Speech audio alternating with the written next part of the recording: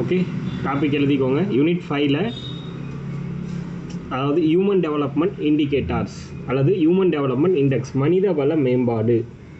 மனிதவள மேம்பாடு இதான் இன்றைக்கி பார்க்க போகிற டாபிக். அது என்ன மனிதவள மேம்பாடு அப்படின்னா, ரொம்ப முக்கியம். ஒரு நாட்டுக்கு ரொம்ப முக்கியமான மேம்பாடுனா அது மனித வளம் தான். எக்ஸாம்பிளுக்கு ஒரு மனுஷனோட வளம் அப்படின்னு பார்க்கும்போது அவனோட ஊட்டச்சத்து, நியூட்ரிஷன்னு சொல்கிறோம் இல்லையா, இந்த ஹெல்த் ஃபெசிலிட்டி, நியூட்ரிஷன் அப்படிங்கிறது one of the health facility கீழே வரும். ப்ளஸ் வந்து ஹாஸ்பிட்டாலிட்டி எப்படி இருக்குது ஒரு ஸ்டேட்லேயோ இல்லை வந்து ஒரு நாட்டிலையோ, ஒரு ஹாஸ்பிட்டாலிட்டி எப்படி இருக்குது, ப்ளஸ் வந்து அந்த டாக்டர்ஸ் எவ்வளோ பேருக்கு எவ்வளோ இருக்காங்க. இப்போ வந்து ஒரு 900 பேஷண்ட்டுக்கு ஒரு டாக்டர், அந்த கான்செப்ட் ஒரு ஸ்டேட்டில் இருக்கும். ஒரு ஸ்டேட்டில் வந்து 1000 பேஷண்ட்டுக்கு ஒரு டாக்டர், இந்த மாதிரி ரேஷியோலாம் கால்குலேட் பண்ணுவாங்க. இது எல்லாமே வந்து பார்த்திங்கன்னா இந்த ஹெல்த் ஃபெசிலிட்டி கீழே வரும். ப்ளஸ் வந்து எவ்வளோ வந்து பிஹெச்சிசி இருக்குது, அதாவது இந்த ப்ரைமரி ஹெல்த் சென்டர்ஸ் எல்லாம் எவ்வளோ இருக்குது. அதுவே வந்து பார்த்திங்கன்னா அர்பன் ஏரியாஸில் அப்படின்னு பார்க்கும்போது நமக்கு எவ்வளோ ஹெல்த் சென்டர்ஸ் இருக்குது, ப்ளஸ் வந்து என்னென்ன ஸ்கீம்ஸ் ரன் ஆகிட்டு இருக்குது, அதனால் என்ன பலன்கள் கிடைக்கிது. இந்த மாதிரி ஒவ்வொரு விஷயத்தையும் வச்சு ஒரு இண்டிகேட்டர் வந்து உருவாக்குறாங்க. அப்போ இந்தியா லெவலில் தமிழ்நாடு எந்த பிளேஸில் இருக்குது, வேர்ல்டு லெவலில் இந்தியா எந்த பிளேஸில் இருக்குது, இப்படிலாம் கால்குலேட் பண்ணுவாங்க. இதுக்கு வேறெல்லாம் என்ன, ஒரு எஜுகேட்டட் பீப்புள் எவ்வளோ பேர் இருக்காங்க, அவங்களுக்கு வந்து எந்த அளவுக்கு நாலேஜபிளாக இருக்காங்க ஒவ்வொரு பீப்புளும் இந்த ஸ்டேட்ஸில் அப்படிங்கிற மாதிரி ஒவ்வொன்றும் பார்ப்பாங்க. கண்ட்ரியில், வேர்ல்டு லெவலில் இந்த மாதிரி. ப்ளஸ் அவங்களோட லைஃபோட குவாலிட்டி, வாழ்க்கை தரம் எப்படி இருக்குது அப்படின்னு பார்ப்பாங்க. இந்த மாதிரி வேரியஸ் ஆஸ்பெக்ட்ஸில் ஒரு ஹியூமனுடைய டெவலப்மெண்ட்டை கேல்குலேட் பண்ணி அதை வந்து ஸ்டேட் லெவலில், டிஸ்ட்ரிக்ட் லெவலில், அதுக்கடுத்து நேஷ்னல் லெவலில், ப்ளஸ் வந்து பார்த்திங்கன்னா வேர்ல்டு லெவல்லன்னு சொல்லிட்டு ஒரு ரிப்போர்ட் ஒன்று வெளியிடுவாங்க. இதை தான் நம்ம என்ன சொல்கிறோம் அப்படின்னா ஹியூமன் டெவலப்மெண்ட் இண்டிகேட்டர்ஸ் அப்படின்னு சொல்கிறோம். இதை வேரியஸ் டைப் ஆஃப் இண்டிகேட்டர்ஸ் மூலமாக இதை வந்து வெளியிடுறாங்க. அது என்னென்ன அப்படின்னு பார்த்தீங்கன்னா HDI அப்படின்னு சொல்கிறோம். ஃபஸ்ட்டு HDIனால ஹியூமன் டெவலப்மெண்ட் இண்டிகேட்டர்ஸ். அடுத்து PQLI அப்படின்னு ஒன்று இருக்குது. PQLI அது என்ன PQLI அப்படின்னா, இது வந்து பார்த்திங்கன்னா ஒரு மனுஷனுடைய personal quality of life index அப்படின்னு சொல்லுவாங்க. புரியுதா? ஒரு தனி மனிதனுடைய குவாலிட்டி ஆஃப் லைஃப் இண்டெக்ஸ் அப்படிங்கிற மாதிரி நம்ம சொல்லுவோம். அதுக்கடுத்து MPIனா மல்டி டைமென்ஷனல் பாவர்ட்டி இண்டெக்ஸ் அப்படின்னு சொல்லுவோம். பரிமாண வறுமை குறியீடு. வறுமையில் இருக்கக்கூடிய மக்களுடைய எண்ணிக்கை ஒரு கிட்டத்தட்ட ஒரு 12 அளவுகோல்களை வச்சு செக் பண்ணுவாங்க, வறுமையில் எவ்வளோ பேர் வாழ்ந்துட்டு இருக்காங்க அப்படிங்கிற மாதிரி. அதுக்கடுத்து பார்த்தீங்கன்னா GDIன்னு ஒரு இண்டெக்ஸ் இருக்குது, ஜெண்டர் டெவலப்மெண்ட் இண்டெக்ஸ் அப்படின்னு சொல்லிட்டு ஒன்று. அதாவது ஆண்களுக்கு நிகராக பெண்கள் வந்து எந்த அளவுக்கு வந்து வளர்ச்சி அடைஞ்சிருக்காங்க அந்த மாதிரி பார்க்குறது. அடுத்தது CDI அப்படிங்கிற ஒரு கான்செப்ட் இருக்குது. இது வந்து சைல்டு டெவலப்மெண்ட் இண்டெக்ஸ்ன்னு சொல்லுவாங்க. குழந்தையுடைய பாலின அந்த விகிதம், அவங்களுடைய வளர்ச்சி எப்படி இருக்குது அப்படின்னு சொல்லிட்டு. FSIன்னு ஒரு கான்செப்ட், ஃபுட் செக்யூரிட்டி இண்டெக்ஸ், அதாவது உணவு தர பாதுகாப்பு குறியீடு அப்படின்னு சொல்லுவாங்க. இது மாதிரி வேரியஸ் டைப் ஆஃப் இண்டெக்ஸ் இருக்குது. இது ஒவ்வொன்றத்திலும் இந்தியா எந்த பிளேஸில் வேர்ல்டு லெவலில் இருக்குது, இந்தியாவில் தமிழ்நாடு எந்த பிளேஸில் இருக்குது, தமிழ்நாட்டில் எந்த டிஸ்ட்ரிக்ட் டாப்பில் இருக்குதுன்னு ஒவ்வொன்றத்தையும் நம்ம வந்து டீப்பாக பார்ப்போம். இவ்வளோ தான் இந்த சாப்டர் ஃபுல்லாகவே நம்ம பார்க்க போகிறோம். அதுக்கடுத்து பார்த்திங்கன்னா எதுக்காக இந்த டெவலப்மெண்ட்டை செக் பண்ணுறோம் அப்படின்னா, இப்போ எக்கானமியை பொறுத்த வரைக்கும் ஒரு குவாலிட்டி ஆஃப் லைஃப் அப்படிங்கிறது எந்த ஸ்டேட்டில், எந்த டிஸ்ட்ரிக்டில், எந்த கண்ட்ரியில் நல்லா இருக்கோ அவங்க தான் வந்து டெவலப்டு கண்ட்ரி அல்லது டெவலப்பிங் கண்ட்ரி, இது எல்லாமே நிர்ணயிக்கிறாங்கல்ல. இது எல்லாமே இந்த கான்செப்டை வச்சு தான். ஓகேவா? ஸோ ஃபஸ்ட்டு HDIங்கிற கான்செப்ட் போட்டுக்கோங்க, ஹியூமன் டெவலப்மெண்ட் இண்டெக்ஸ், HDI.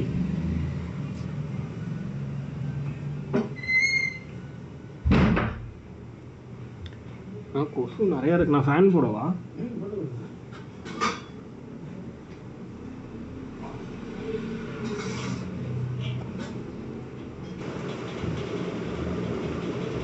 கிளியரா?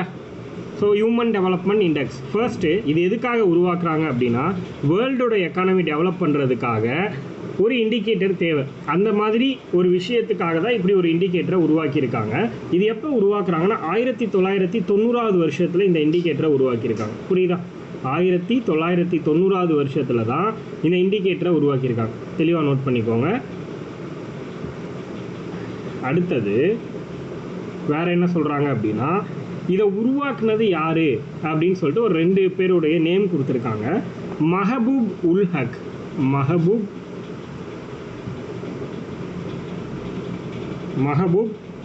ஹக் அப்படின்னு ஒருத்தரும்,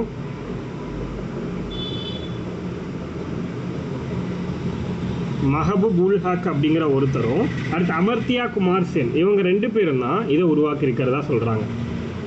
ஓகேவா? Amartya Kumar Sen.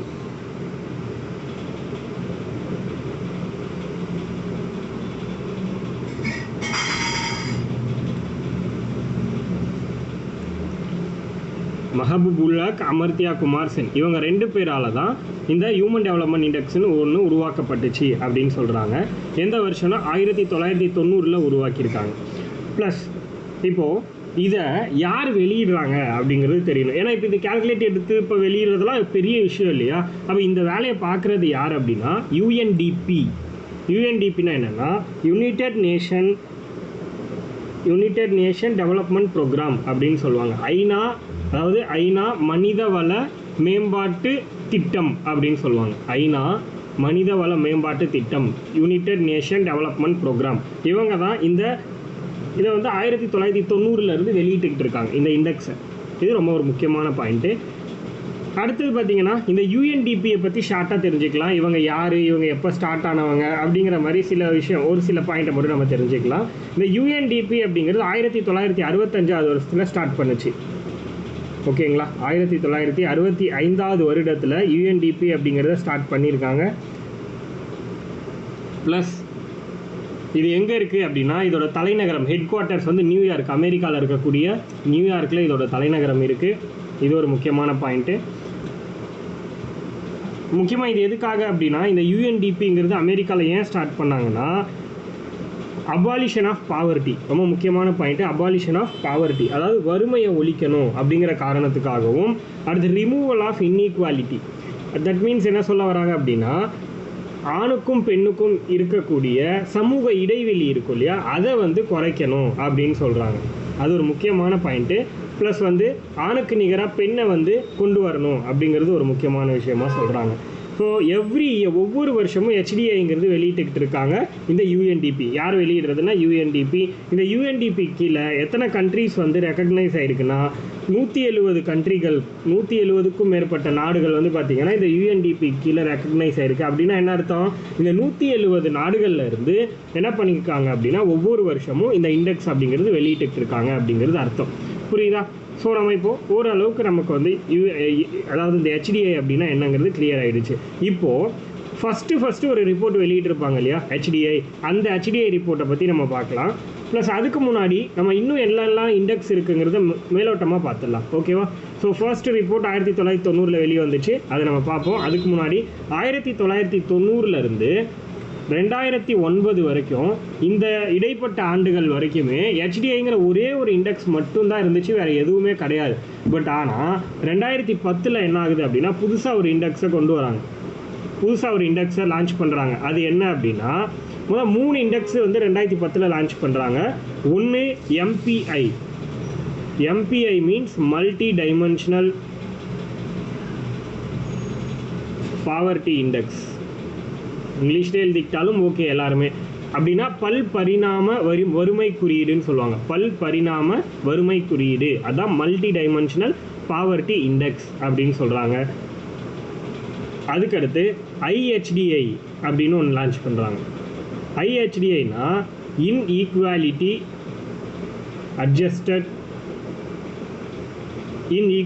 Adjusted human development index. இது IHDI. MPI, IHDI, அடுத்து GIIன்னு ஒன்று இன்ட்ரோடியூஸ் பண்ணுறாங்க. GIIனா gender inequality index. Gender inequality index, இதுதான் GII, ஜெண்டர் இன்இக்வாலிட்டி இண்டெக்ஸ் அப்படின்னு சொல்கிறாங்க. இந்த 3மே 2010 இன்ட்ரோடியூஸ் பண்ண சில இண்டெக்ஸஸ். புரியுதா? அடுத்து 2014 ஒரு இண்டெக்ஸ் வந்து லான்ச் பண்ணுறாங்க 2014. அது என்னென்னா GDIனா ஜெண்டர் டெவலப்மெண்ட் இண்டெக்ஸ் அப்படின்னு சொல்கிறோம். Gender development index. இந்த 3ஐயுமே 3 + 2014 ஒன்று, மொத்தமாக 4 இண்டெக்ஸ் வந்து புதுசாக வந்து லான்ச் பண்ணியிருக்காங்க. ஸோ இப்போது HDIயை பொறுத்த வரைக்கும் நம்ம வந்து ஒவ்வொரு வருஷமும் வெளியிடுறாங்கங்கிறது நமக்கு தெரியும். பட் இது எப்படி இருக்கணும் அப்படின்னா இப்போது வேல்யூ வந்து 0லேருந்து 1 இதுக்கு இடைப்பட்டதில் தான் கேல்குலேட் பண்ணுவாங்க. புரியுதா? 0.456, 0.789 இந்த மாதிரி கேல்குலேட் பண்ணுவாங்க. புரியுதா? அப்போ 0 to 1 அப்படிங்கிறது HDIயோட இண்டெக்ஸ் ரேஞ்சு, இந்த குறியீட்டுடைய அளவுகோல் அப்படின்னு சொல்லலாம். இந்த குறியீட்டுடைய அளவுகோல் 0 முதல் 1 வரை அப்படின்னு எழுதிக்கோங்க. 0 to 1ங்கிறது ஸ்கேலு. இதில் 0 ஒரு நாட்டோட வேல்யூ வந்து நியரஸ்ட் 0ல் இருக்குது அப்படின்னா அது வந்து புவர் குவாலிட்டியை ரெஃபர் பண்ணுதுன்னு சொல்கிறாங்க. புவர் குவாலிட்டினா என்னது? குறைந்தபட்ச வளர்ச்சி அப்படின்ற மாதிரி சொல்கிறாங்க. அதே மாதிரி 1 அப்படின்னா பெஸ்ட் குவாலிட்டின்னு சொல்கிறாங்க. 1 அப்படின்னா பெஸ்ட் குவாலிட்டி. அது என்ன பெஸ்ட் குவாலிட்டி அப்படின்னா இவங்க வந்து சூப்பரான நிலைமையில் இருக்காங்க, இவங்களுக்கு வந்து மனித வளம்ங்கிறது நல்ல மேம்பட்ட நிலையில் தான் இருக்குது, எந்த ஒரு பிரச்சனையும் கிடையாது அப்படின்னு சொல்கிறது தான் 1ல் வர்றது. ஓகேவா? ஸோ இதுதான் ரிப்போர்ட்டு. இப்போது இதையே இன்னும் 4ஆக பிரிக்கிறாங்க. என்ன அப்படின்னா very high, high, medium, low அப்படின்னு 4ஆக பிரிக்கிறாங்க. புரியுதா? இப்போது ஒரு நாட்டோட வேல்யூ 0.800க்கு மேலே இருக்குது அப்படின்னா, அந்த நாட்டோட வேல்யூ 0.800க்கு மேலே இருந்துச்சுன்னா மிக அதிகமான மனித வள மேம்பாடு அப்படின்னு போட்டுக்கோங்க. Very high, very high human development அப்படின்னா 0.800க்கு மேலே இருக்கணும். அதுக்கடுத்து 0.700லேருந்து 0.799 இந்த பெட்வீனில் இருந்துச்சு அப்படின்னா ஹைன்னு அர்த்தம். அதாவது அதிகமான, முன்னாடி பார்த்தது மிக அதிகமான, இப்போ பார்த்தது அதிகமான. 0.700லேருந்து 0.799 வரைக்கும் இருந்துச்சுன்னா. அடுத்தது 0.550லேருந்து 0.699 0.699 வரைக்கும் இந்த பெட்வீனில் இருந்துச்சு அப்படின்னு பார்த்தீங்கன்னா மீடியம் அப்படின்னு அர்த்தம், சுமாரான வளர்ச்சி அப்படின்னு சொல்லுவாங்க. புரியுதா? 0.550லேருந்து 0.699க்குள்ளே இருந்துச்சுன்னா சுமாரான வளர்ச்சி அப்படின்னு நம்ம சொல்லுவோம். அதே மாதிரி பிலோ 0.550, பிலோ 0.550, அதாவது 0.550க்கு குறைவாக இருக்குது அப்படின்னா அது வந்து லோ, குறைவான வளர்ச்சி அப்படின்னு சொல்லுவாங்க. மொத்தம் 4 டைப்பில் பிரிச்சிருக்கோமா? இப்போது 1990ல் வந்த ரிப்போர்ட்டை பார்ப்போம். 1990ல் UNHDRன்னு ஒன்று வெளியிடுறாங்க. UNHDR, தட் மீன்ஸ் என்னது? United nation human development report. அதை தான் நான் ஷார்ட்டாக சொல்லியிருக்கேன். அதாவது ஐநா மனித வள மேம்பாட்டு அறிக்கை அப்படின்றது தான் இதோட explanation. UNHDR, that means united nation human development report. First 1990லேருந்து வெளியிடுறாங்க நம்ம பார்த்தோமா? அப்போது அந்த டைமில் வெளியிட்டப்போ இந்தியாவோட வேல்யூ என்ன, இந்தியா எத்தனாவது பிளேஸில் இருந்துச்சு அப்படிங்கிறத நம்ம பார்ப்போம். புரியுதா? இப்போ இந்தியா அப்படிங்கிறது 1990ல் வெளியிடும்போது 0.431 அப்படின்னு இருந்துச்சு இந்தியாவோட HDI வேல்யூ. அப்போ இதில் எந்த லெவலில் இருக்குன்னு சொல்லுங்கள் பார்ப்போம். யாராவது கமெண்ட் பண்ணுங்கள். இந்தியாவுடைய HDI அப்படிங்கிறது இந்த 4 ஸ்டேஜஸில் எந்த லெவலில் இருக்கும்? 0.431ங்கிறது ஃபஸ்ட்டு வெளியிடும்போது. எனிஒன்? லோ. சூப்பர், ரொம்ப கரெக்டாக கவனிக்கிறீங்கன்னு அர்த்தம். லோ, கரெக்டா? வேறு யாராவது? மீதி இருக்கிறவங்க ஆன்சர் பண்ணுங்கள்.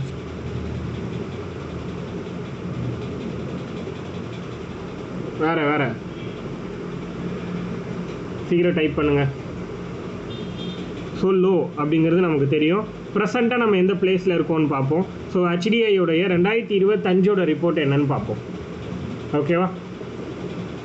2025 படி HDIயோட வேல்யூ நம்ம இந்தியாவுக்கு 0.685, 0.685 இதுதான் நம்மளோட ப்ரெசன்ட் ரிப்போர்ட். 0.685 புரியுதா? 0.685ங்கிறது தான் HDIயோட ப்ரெசன்ட் ரிப்போர்ட் அப்படிங்கிறது சொல்லியிருக்காங்க இந்த இடத்துல. மொத்தம் 193 நாடுகளில் கேல்குலேட் பண்ணுறாங்க 2025. அதில் இந்தியா 130வது பிளேஸில் இருக்குது. மொத்தமாக 193 நாடுகளில் கேல்குலேட் பண்ணுறாங்க. 193 நாடுகளில் இந்தியா எந்த பிளேஸ்னால் 130வது பிளேஸில் இருக்குது. இது எல்லாமே தெளிவாக நோட் பண்ணிக்கோங்க. கமெண்ட்டில் இருக்குது பாருங்கள். இந்தியாவோட வேல்யூங்கிறது 0.685 வந்துச்சு. அப்போது அது எந்த லெவலில் இருக்குங்கிறத நீங்களே நோட் பண்ணிக்கோங்க, நான் சொல்ல மாட்டேன். ஏன்னா உங்கள்கிட்ட டைப் எழுதியிருக்கீங்க, அப்படி இருக்கும்போது நான் சொல்லணுன்ற அவசியம் இல்லை, நீங்களே நோட் பண்ணிக்கோங்க. இதுதான் 2025ஓட ரிப்போர்ட். இதுவே நம்ம வேர்ல்டு லெவலில் அப்படின்னு பார்க்கும்போது 2025ஓட ரிப்போர்ட்டில் யார் டாப்பில் இருக்கா அப்படிங்கிறது ரொம்ப முக்கியம். ஃபர்ஸ்ட் வந்து ஐஸ்லாந்து. 2025 ரிப்போர்ட்டில் வேர்ல்டு லெவலில் டாப்பில் இருக்கிறது ஐஸ்லாந்து 0.972ங்கிற வேல்யூவில் இருக்காங்க. அதே மாதிரி 2வது பிளேஸில் நார்வே இருக்காங்க. நார்வேயோட வேல்யூ என்னன்னு பார்த்தீங்கன்னா 0.970. 0.970. 3வது பிளேஸில் சுவிட்சர்லாந்து. 3வது பிளேஸில் சுவிட்சர்லாந்து இருக்காங்க. அதுவும் 0.970 தான். 0.970.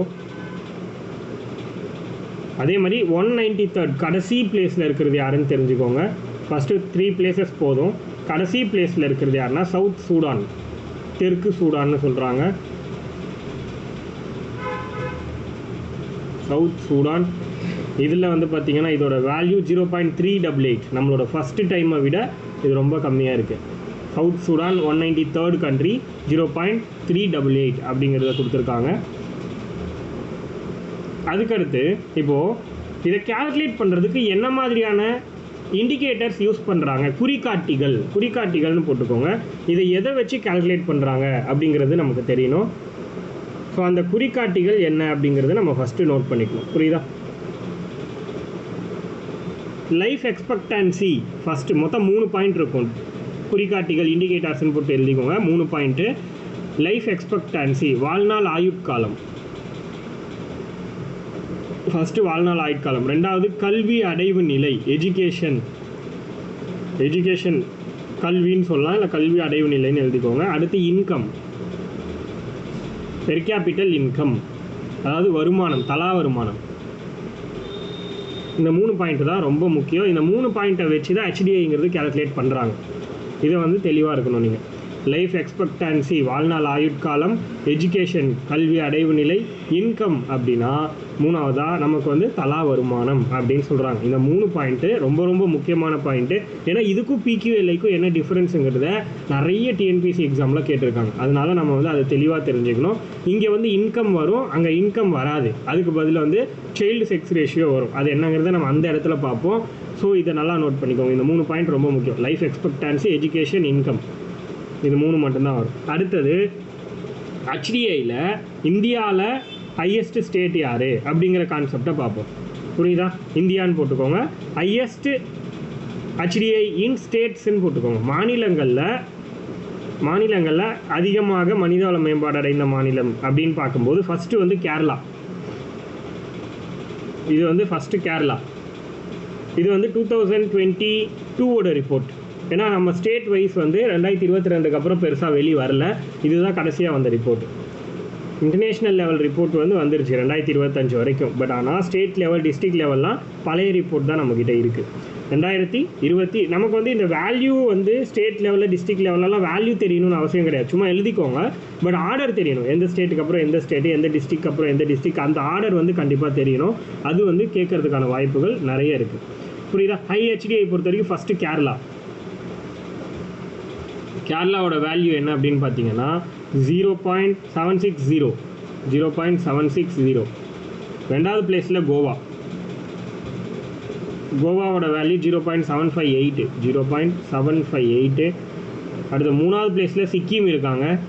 இந்த சிக்கிமோட வேல்யூ என்ன அப்படின்னு பார்த்தீங்கன்னா 0.746. 0.746.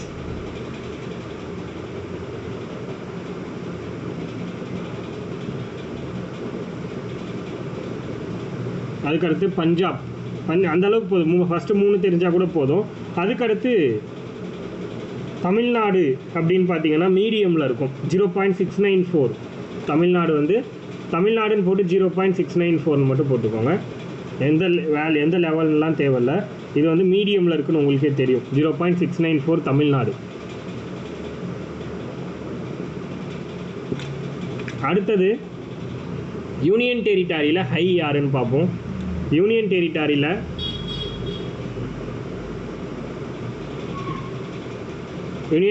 என்னது?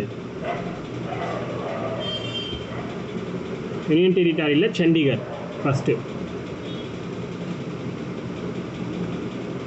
யூனியன் பிரதேசங்களில் ஃபஸ்ட்டு சண்டிகரோட வேல்யூ 0.827. 827. 2வது லட்சத்தீவுகள் இதோட வேல்யூ 0.766. மூணாவது பிளேஸில் டெல்லி இருக்குது, 0.759.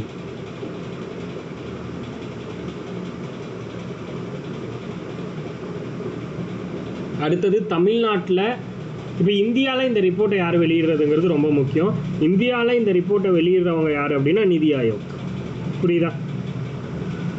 நமக்கு வேர்ல்டு லெவலில் அப்படின்னு பார்க்கும்போது இந்தியாவை கம்பேர் பண்ணி எந்த பிளேஸுங்கிறதெல்லாம் சொல்கிறது யூஎன்டிபி. பட் இந்தியா லெவலில் நிதி ஆயோக். அதே மாதிரி தமிழ்நாடு லெவலில் வெளியிடுறது தமிழ்நாடுடைய ஸ்டேட் பிளானிங் கமிஷன். புரியுதா? Tamil Nadu state HDI report.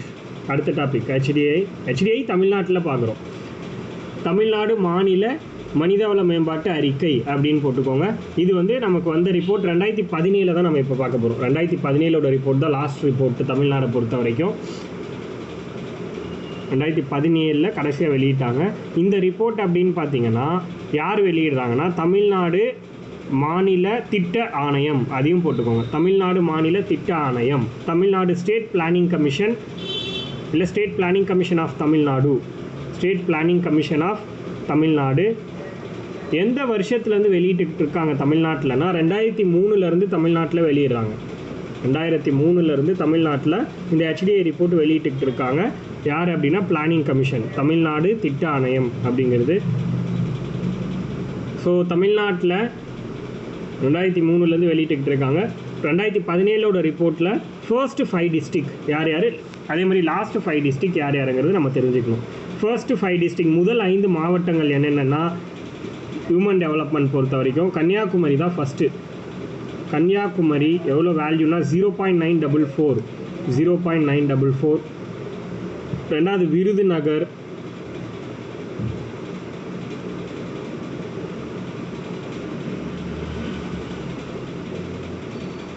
இந்த விருதுநகர் எவ்வளோனா 0.855. மூணாவது பிளேஸில் தூத்துக்குடி, டியூட்டிகோரின் தூத்துக்குடி தான் மூணாவது பிளேஸில் இருக்குது, 0.852,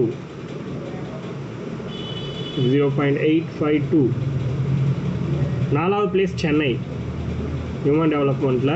4th பிளேஸில் சென்னை இருக்குது, 0.847. அடுத்தது லோயஸ்ட் டிஸ்ட்ரிக்ட் அப்படின்னா திருவாரூர். ரொம்ப கம்மியாக இருக்கிறது யாருன்னா திருவாரூர் டிஸ்ட்ரிக்ட் தான்.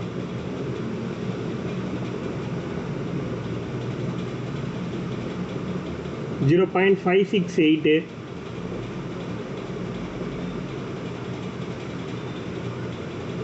இதை விட கம்மியாக இருக்கிறது விழுப்புரம். விழுப்புரம் வந்து 0.561, 0.561 விழுப்புரம். அடுத்து தேனி, அதை விட கம்மியான தேனி 0.539, 539. அதை விட கம்மியான பெரம்பலூரோட வேல்யூ 0.447. கடைசியாக அரியலூர், ரொம்ப லோவாக இருக்கிறது தமிழ்நாடை பொறுத்த வரைக்கும் அரியலூர் டிஸ்ட்ரிக்ட், 0.282 வேல்யூ, 0.282. அரியலூரோட வேல்யூ 0.282. இதுதான் இந்தியாவிலேயே தமிழ்நாட்டிலேயே வந்து ரொம்ப லோயஸ்டான ஹியூமன் டெவலப்மெண்ட் இண்டெக்ஸ் இருக்கக்கூடிய டிஸ்ட்ரிக்ட் அப்படிங்கிறத கொடுத்துருக்காங்க. இதை முடித்த உடனே நம்ம எங்கே போக போகிறோம் அப்படின்னா PQLI, அடுத்த index PQLI, physical quality of life index அப்படின்னு சொல்லுவாங்க. இதை physical quality of life index. வாழ்க்கை தர குறியீட்டெண் தமிழில் சொல்லணும்னா வாழ்க்கை தர குறியீட்டெண் அப்படின்னு சொல்லுவோம். அதான் physical quality of life index, வாழ்க்கை தர குறியீட்டு எண். 1970களில் உருவாக்கியிருக்காங்க இந்த இண்டெக்ஸை. இதை யார் உருவாக்குறா அப்படின்னா மோரிஸ் டேவிட் மோரிஸ் அப்படின்னு சொல்லுவாங்க. இவர் பேர் மோரிஸ் டி மோரிஸ்.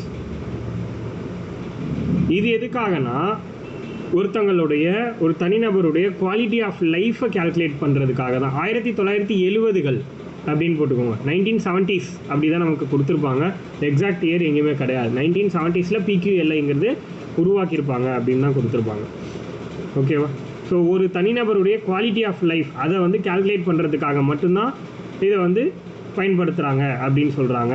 அப்போது இதில் என்ன விஷயத்தை எல்லாம் பயன்படுத்துகிறாங்கன்னா, அங்கே எப்படி ஒரு 3 இண்டிகேட்டர்ஸ் பார்த்தோமோ அதே மாதிரி இங்கே ஒரு 3 இண்டிகேட்டர்ஸ் இருக்குது. அதை நோட் பண்ணிக்கோங்க.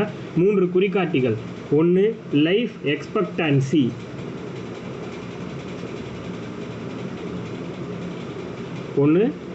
எக்ஸ்பெக்டன்சி, ரெண்டாவது அதாவது வாழ்நாள் ஆயுட்காலம் 1. ரெண்டாவது இன்ஃபேண்ட் மார்டாலிட்டி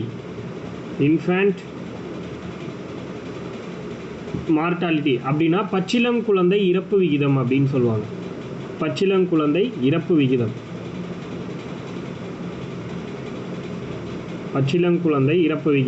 அடுத்து லிட்ரஸி ரேட், கல்வி அறிவு விகிதம். இந்த 3 பாயிண்ட் ரொம்ப முக்கியம். இப்போது HDIயில் நீங்கள் பார்த்துருப்பீங்க என்ன இருந்திருக்கும் அப்படின்னா, அதாவது இன்கம் பெர் கேபிட்டல் இன்கம் தலா வருமானம்ங்கிறது ஆட் பண்ணியிருப்பாங்க. ஆனால் இங்கே தலா வருமானத்துக்கு பதிலாக இங்கே அதை தூக்கிட்டு இன்ஃபேண்ட் மார்டாலிட்டின்னு சொல்லக்கூடிய பச்சிளம் குழந்தை இறப்பு விகிதம்ங்கிற கான்செப்டை ஆட் பண்ணியிருக்காங்க. புரியுதா ரெண்டுத்துக்கும் வித்தியாசம்? அப்போ வருமானம் எதில் சேர்த்துக்கிறாங்கன்னா HDIயில். ஆனால் PQLIங்கிறது வருமானம் கிடையாது. ஏன்னா PQLIங்கிறது ஃபிசிக்கல் குவாலிட்டி. தட் மீன்ஸ் என்னென்னா ஒருத்தனுடைய உடல் நலம் சார்ந்தது மட்டும்தான், அதாவது பணம் சார்ந்தது கிடையாதுன்னு சொல்கிறாங்க. PQLIங்கிறது உடல் நலம் சார்ந்தது மட்டும்தான்.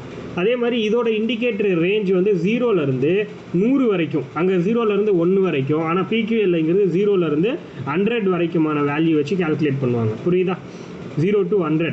இப்போது நம்பர் 1 0ஓ இல்லை நம்பர் 1ஓ வருதுன்னா ரொம்ப ஒர்ஸ்ட் பர்ஃபார்மன்ஸ். PQLI பொறுத்த வரைக்கும் ரொம்ப ஒர்ஸ்ட்டாக இருக்குது அந்த ஸ்டேட்டு அல்லது அந்த கண்ட்ரி அப்படின்னு சொன்னோன்னா அது வந்து 1, 0, 2 இந்த ரேஞ்சில் பர்ஃபார்மன்ஸ் இருந்துச்சுன்னா, இதுவே 100 அப்படிங்கிற வேல்யூவை ரீச் ஆச்சுன்னா பெஸ்ட் பர்ஃபார்மன்ஸ் அப்படின்னு சொல்கிறாங்க. சிறந்த செயல்பாடு இந்த இது இருக்குது அப்படிங்கிற மாதிரி சொல்கிறாங்க. எப்போது 100 நியரஸ்ட் 100 வரும்போது சிறந்த செயல்பாடு அப்படிங்கிறதையும் சொல்கிறாங்க. இப்போது main difference between the 2 HDI and PQLIனா என்ன அப்படின்னா, HDIன்னு வரும்போது இன்க்ளூஷன் ஆஃப் இன்கம், அதே எக்ஸ்க்ளூஷன் ஆஃப் இன்கம் அப்படின்னா PQLI. அதில் இன்கம் சேர்த்து கொள்ளப்படுது, இதில் இன்கம் வந்து நீக்கப்படுது அப்படின்னு சொல்கிறாங்க. இது நமக்கு நல்லா தெரிஞ்ச பாயிண்ட்டு. அதுக்கு அடுத்து பார்த்திங்கன்னா இதில் வந்து சில டேட்டாஸ் இருக்குது. பட் ஆனால் இதிலேருந்து கொஷின் மேக்ஸிமம் எப்பயுமே கேட்குறது கிடையாது. HDIலேருந்து தான் நமக்கு கொஷின் வரும். அதனால இதிலேருந்து நமக்கு வந்து ரிப்போர்ட் பெருசாக கிடையாது. ஸோ அடுத்தது நம்ம டேரெக்டாக எங்கே போயிடலாம்னா MPIக்கு போயிடலாம். Multi dimensional poverty index. MPI multi dimensional poverty index. Multi dimensional poverty இண்டெக்ஸை போட்டுக்கோங்க. இந்த இண்டெக்ஸை பொறுத்த வரைக்கும் பல் பரிணாம வறுமை குறியீடுன்னு சொல்லுவோம். பல் பரிணாம வறுமை குறியீடு மல்டி டைமென்ஷனல் பாவர்ட்டி இண்டெக்ஸ் அப்படின்னா பல் பரிணாம வறுமை குறியீடு.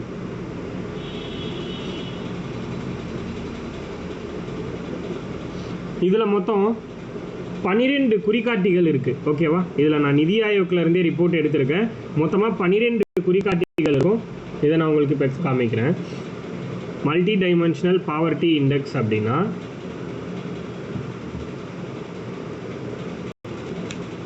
இதுதான் இண்டிகேட்டர்ஸ்.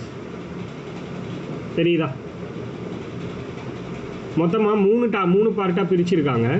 இந்த 3 பார்ட்டில் ஃபஸ்ட்டு வந்து ஹெல்த் உடல் நலம், ரெண்டாவது கல்வி. ஃபஸ்ட்டு வந்து உடல் நலம், ரெண்டாவது கல்வி. முதல்ல உடல் நலம்.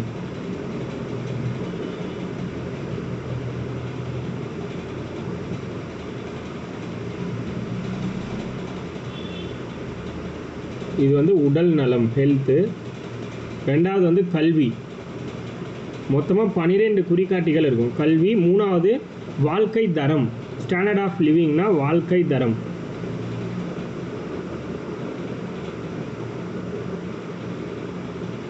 ஓகேவா? இப்போது உடல் நலத்துக்கு கீழே ஃபஸ்ட்டு என்ன கொடுத்துருக்காங்கன்னா நியூட்ரிஷன், அதாவது ஊட்டச்சத்து. ஊட்டச்சத்துங்கிறது ஒரு இண்டிகேட்டரு. இதெல்லாம் தனித்தனியாகவும் கேட்பாங்க, அதனால் இது நீங்கள் தெரிஞ்சுக்கணும். சைல்டு அண்ட் அடாலசன்ட் மார்டாலிட்டி, குழந்தைகள் மற்றும் தாய்மார்கள் இறப்பு விகிதம். குழந்தைகள் மற்றும் தாய்மார்கள் இறப்பு விகிதம், அதுதான் சைல்டு அண்ட் அடாலசன்ட் மார்டாலிட்டின்னு சொல்கிறோம். அடுத்து மெட்டர்னல் ஹெல்த்னா மகப்பேறு உடல் நலம். மகப்பேறு மீன்ஸ் அந்த ப்ரெக்னெண்ட்டாக இருப்பாங்க இல்லையா, அவங்களுடைய உடல் நலத்தை பற்றி பேசுகிறது. மெட்டர்னல் ஹெல்த்து மூணாவது. இது மூணுமே உடல் நலத்துக்கு கீழே வந்துடும். அடுத்து எஜுகேஷனுக்கு கீழே என்ன இருக்குது? இயர்ஸ் ஆஃப் ஸ்கூலிங், அதாவது கல்வி ஆண்டுகள் அப்படின்னு சொல்கிறாங்க. பள்ளி கல்வியுடைய ஆண்டுகள் அப்படிங்கிற ஒரு பாயிண்ட்டு. அடுத்தது ஸ்கூல் அட்டண்டன்ஸ், அதாவது வருகை பதிவேடு, பள்ளி கல்வி வருகை பதிவேடு. அடுத்து ஸ்டாண்டர்ட் ஆஃப் லிவிங் அப்படின்னு பார்க்கும்போது ஃபஸ்ட்டு வந்து குக்கிங் ஃபியூயல் அப்படின்னா எரிவாயு. அடுத்து சானிடேஷன் அப்படின்னா மருத்துவம் அல்லது சுகாதாரம்னு போட்டுக்கோங்க. சானிடேஷன்னா சுகாதாரம்னு சொல்லலாம், சுகாதாரம். அடுத்து ட்ரிங்கிங் வாட்டர், குடிநீர். அடுத்து வீட்டு வசதி, ஹவுசிங் மீன்ஸ் வீட்டு வசதி.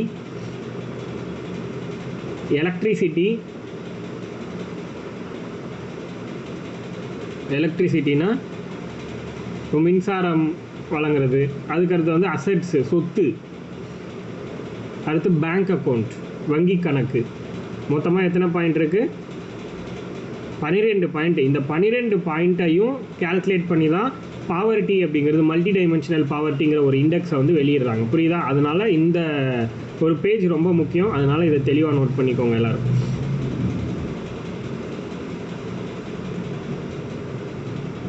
நம்ம இது வரைக்கும் 3 தான் பார்த்துருப்போம் இண்டெக்ஸு. ஆனால் எம்பிஐக்கு 12 இண்டெக்ஸ் இருக்குது மொத்தமாக.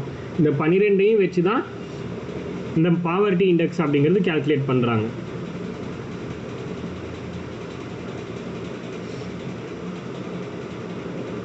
நோட் பண்ணியாச்சு எல்லாரும்? இன்னும் சில விஷயங்களை நான் உங்களுக்கு இந்த சாப்டருக்கு கீழே காமிக்கிறேன். கிளியரா? இது வரைக்கும் எழுதிட்டீங்களா? ஒன்ஸ் அகெயினா? சரி, ஓகே. இந்த போஸ்டருக்கு கொஞ்சம் ஸ்பேஸ் வச்சுருங்க, நான் உங்களுக்கு வந்து லாஸ்ட்டாக அதை குரூப்பில் சென்ட் பண்ணிடுறேன், அதை பார்த்து எழுதிக்கோங்க. ஓகேவா? மொத்தமாக 12 இண்டெக்ஸ் இருக்கும். அந்த 12 இண்டெக்ஸை வச்சு தான் இதை வந்து கால்குலேட் பண்ணுறாங்க. இந்த எம்பிஐங்கிறது எந்த வருஷம் ஸ்டார்ட் பண்ணாங்க அப்படின்னா 2010. 2010 இந்த எம்பிஐங்கிற இண்டெக்ஸுங்கிறது இருக்குது. இதை யார் வந்து வெளியிடுறாங்க அப்படின்னா யூஎன்டிபி. நம்ம ஆல்ரெடி பார்த்தது தான், யூஎன்டிபி நமக்கு தெரிஞ்சது. அவங்களும் ப்ளஸ் இன்னொருத்தங்க இருக்காங்க இந்த இடத்துல, ஓபிஹெச்ஐ அப்படின்னு சொல்கிறோம். ஓபிஹெச்ஐனா ஆக்ஸ்ஃபோர்ட்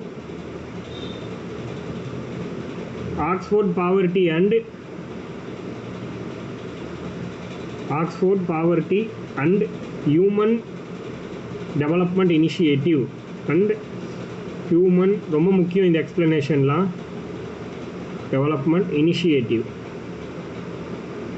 இவங்க 2 பேரும், யூஎன்டிபியும் ஓபிஹெச்ஐ அப்படின்னு சொல்லக்கூடிய இவங்க 2 பேரும் சேர்ந்து தான் ஒவ்வொரு வருஷமும் இந்த ரிப்போர்ட்டை வெளியிடுறாங்க. எம்பிஐங்கிறது ஓபிஹெச்ஐ அப்படிங்கிறவங்க யார்? Oxford poverty and human development initiative. Oxford வறுமை மற்றும் மனித வள மேம்பாட்டு முகமை அப்படின்னு சொல்லலாம். இதை தெளிவாக இங்கிலீஷில் எழுதிக்கோங்க, ரொம்ப முக்கியம். அதே மாதிரி இந்தியா வந்து வறுமையிலிருந்து வெளியே வந்து 2005 நல்லா வெளியே வந்து ரோல் ப்ளே பண்ணிகிட்ருக்கு அப்படிங்கிற மாதிரிலாம் சொல்கிறாங்க. ப்ளஸ் இந்த எம்பிஐ யார் வெளியிடுறாங்க, நோடல் ரெஸ்பான்சிபிலிட்டி யார் இதை உலக அளவில் வெளியிடுறதுக்கு அப்படின்னா நிதி ஆயோக். இந்தியாவை பொறுத்த வரைக்கும் நிதி ஆயோக் தான் எம்பிஐயை வந்து வெளியிடுறாங்க. மேஜரான இண்டெக்ஸ் எல்லாமே நிதி ஆயோக் தான் வெளியிடுவாங்க, அது நமக்கு தெளிவாக தெரியும்.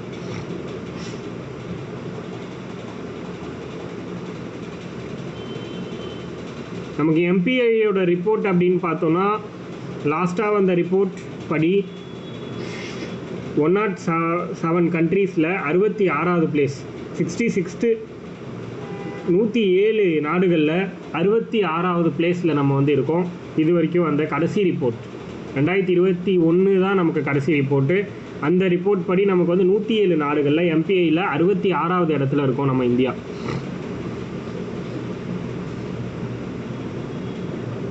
66வது இடம். அதே மாதிரி இதோட இண்டெக்ஸ் வந்து பார்த்திங்கன்னா 0 to 1 தான். இதுவுமே 0லேருந்து 1.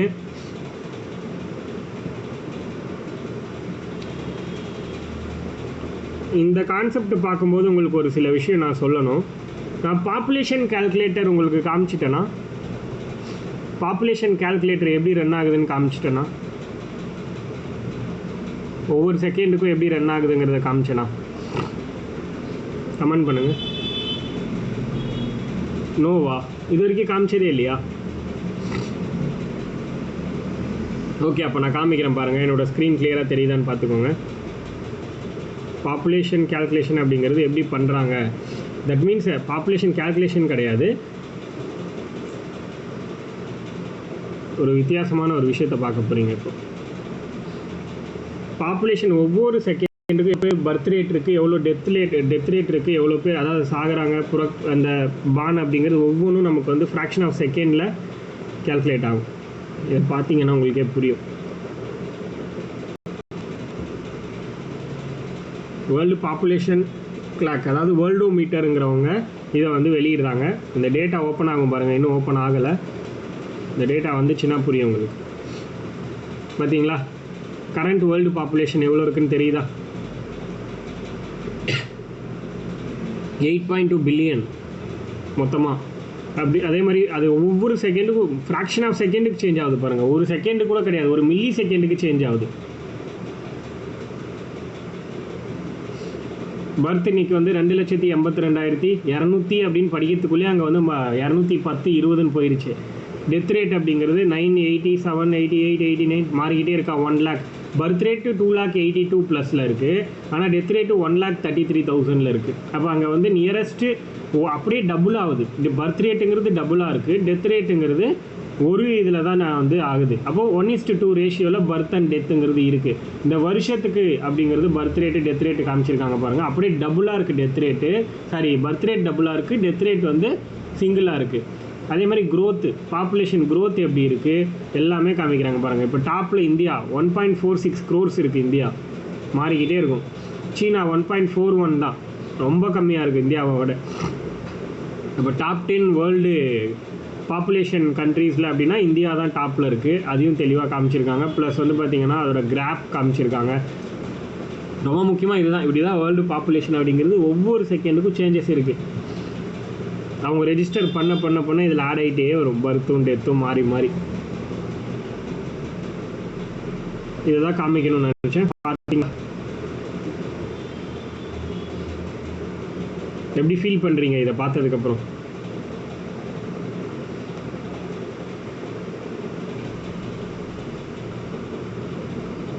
ஓகே, எம்பிஐ பொறுத்த வரைக்கும் தமிழ்நாடில் யார் டாப்பில் இருக்கா அப்படிங்கிறது ரொம்ப முக்கியம், நோட் பண்ணிக்கோங்க. எம்பிஐயில் தமிழ்நாடு யார் டாப் அப்படின்னா காஞ்சிபுரம். இந்த மல்டி டைமென்ஷனல் பாவர்ட்டி இண்டெக்ஸை பொறுத்த வரைக்கும் யார் டாப் அப்படின்னு பார்த்தோம்னா காஞ்சிபுரம் டிஸ்ட்ரிக்ட் தான் டாப்பில் இருக்காங்க. 0.34 வேல்யூ, 0.34 காஞ்சிபுரம்.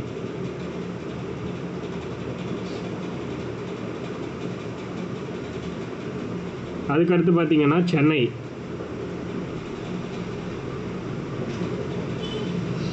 0.34, சென்னையும் 0.34, காஞ்சிபுரம், சென்னை, கடலூர். மொத்தம் 3 டிஸ்ட்ரிக்ட். ஃபஸ்ட்டு 3 மட்டும் தெரிஞ்சுக்கலாம். எம்பிஐயில் ஃபஸ்ட்டு 3 வந்து காஞ்சிபுரம், சென்னை, கடலூர். வேல்யூலாம் பெருசாக வேண்டாம், ஜஸ்ட்டு தெரிஞ்சுக்கோங்க. அடுத்து லாஸ்ட்டு 5 அப்படின்னு பார்க்கும்போது ரொம்ப கம்மியான அரியலூர், ரொம்ப கம்மியாக இருக்கிறது எம்பிஐ பொறுத்த வரைக்கும் அரியலூர். அடுத்து பார்த்தீங்கன்னா விருதுநகர், அடுத்தது விருதுநகர். மூணாவதாக இருக்கிறது ராமநாதபுரம். ராமநாதபுரம் தான் 3வது பிளேஸில் இருக்குது, லாஸ்ட் டிஸ்ட்ரிக்டில்.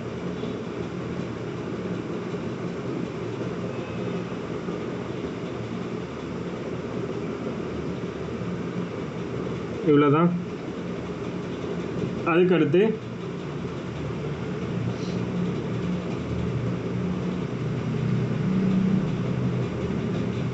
சைல்டு டெவலப்மெண்ட் இண்டெக்ஸ், சிடிஐன்னு போட்டுக்கோங்க. Child development index, CDI.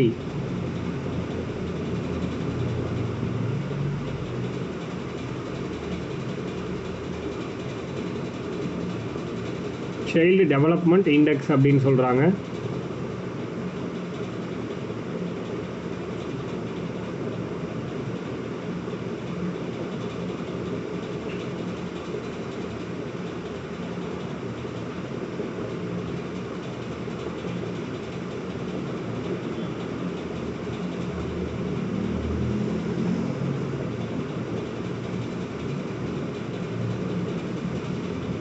Child development இண்டெக்ஸை பொறுத்த வரைக்கும் 2008 உருவாக்கியிருக்காங்க. 2008 யூகே கவர்மெண்ட் உருவாக்கியிருக்காங்க. ஃபஸ்ட்டு இங்கிலாந்து கவர்மெண்ட் தான் முதல்ல உருவாக்கியிருக்காங்க சைல்டு டெவலப்மெண்ட் இண்டெக்ஸ் அப்படிங்கிறது. குழந்தைகள் மேம்பாட்டு குறியீடு இது எது 3 இண்டிகேட்டர்ஸ் இதுக்கு யூஸ் பண்ணுறாங்க. ஒன்று கல்வி எஜுகேஷன், ரெண்டாவது ஹெல்த் உடல் நலம், கல்வி உடல் நலம் அதாவது எஜுகேஷன் அண்ட் ஹெல்த், மூணாவது நியூட்ரிஷனல் ஸ்டேட்டஸ் ஆஃப் சைல்டு குழந்தையின் ஊட்டச்சத்து நிலை, குழந்தையின் ஊட்டச்சத்து நிலை அப்படின்னு சொல்லலாம், குழந்தையோட ஊட்டச்சத்து நிலை. இந்த 3 இண்டிகேட்டர் வச்சு கால்குலேட் பண்ணும்போது ஃபர்ஸ்ட்டு யார் இருக்கான்னா ஃபஸ்ட்டு ஒரு 3 டிஸ்ட்ரிக்ட் நோட் பண்ணிக்கோங்க. கன்னியாகுமரி ஃபஸ்ட்டு. இந்த சிடிஐ வெளியிடுறதுல யார் ஹையஸ்ட் இருக்காங்கன்னா Kanyakumari. First place Kanyakumari, second வந்து Coimbatore, third Thoothukudi. Kanyakumari, Coimbatore, Thoothukudi.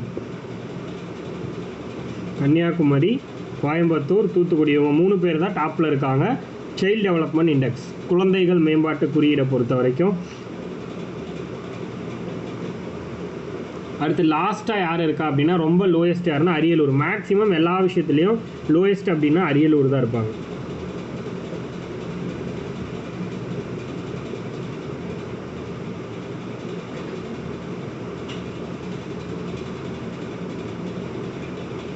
So Ariyalur கடைசினா Ariyalur, last பொறுத்தவரை அது ஒன்றே போதும். லாஸ்ட் டிஸ்ட்ரிக்ட் சிடிஐனா அரியலூர், அது மட்டும் போதுமானது.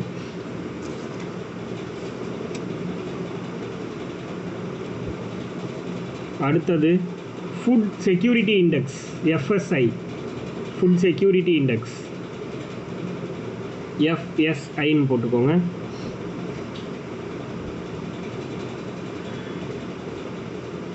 இந்த ஃபுட் செக்யூரிட்டி இண்டெக்ஸ்க்கு என்னெல்லாம் 3 இண்டிகேட்டர் யூஸ் பண்ணுறாங்க குறிக்காட்டினா அவைலபிலிட்டி, ஃபுட்டோட அவைலபிலிட்டி, கிடைக்கும் தன்மை, உணவு கிடைக்கும் தன்மை. ஃபுட் அவைலபிலிட்டி ஃபஸ்ட்டு, உணவு கிடைக்கும் தன்மைன்னு சொல்லுவாங்க. அதுக்கடுத்து ஆக்சஸ் அணுகல், உணவின் அணுகல், ஃபுட் ஆக்சஸ் உணவின் அணுகல். மூணாவது அப்சார்ப்ஷன் உட்கிரகித்தல், மூணாவது அப்சார்ப்ஷன் உட்கிரகித்தல் அப்படின்னு சொல்கிறாங்க. உட்கிரகித்தல் அப்சார்ப்ஷன். ஸோ இதான் அந்த 3 காம்போனன்ட். ஸோ எஃப்எஸ்ஐயில் ஃபஸ்ட்டு ஒரு 3 டிஸ்ட்ரிக்ட் தெரிஞ்சுக்கோங்க. இதில் ஃபஸ்ட்டு நிறைய டைம் கேட்டிருக்காங்க டிஎன்பிஎஸ்சியில். ஃபஸ்ட்டு வந்து எப்பயுமே திருவாரூர், திருவாரூர் தான் எஃப்எஸ்ஐயில் ஃபஸ்ட்டு ஃபுட் செக்யூரிட்டி இண்டெக்ஸை பொறுத்த வரைக்கும். ஃபர்ஸ்ட் யார் அப்படின்னா திருவாரூர்,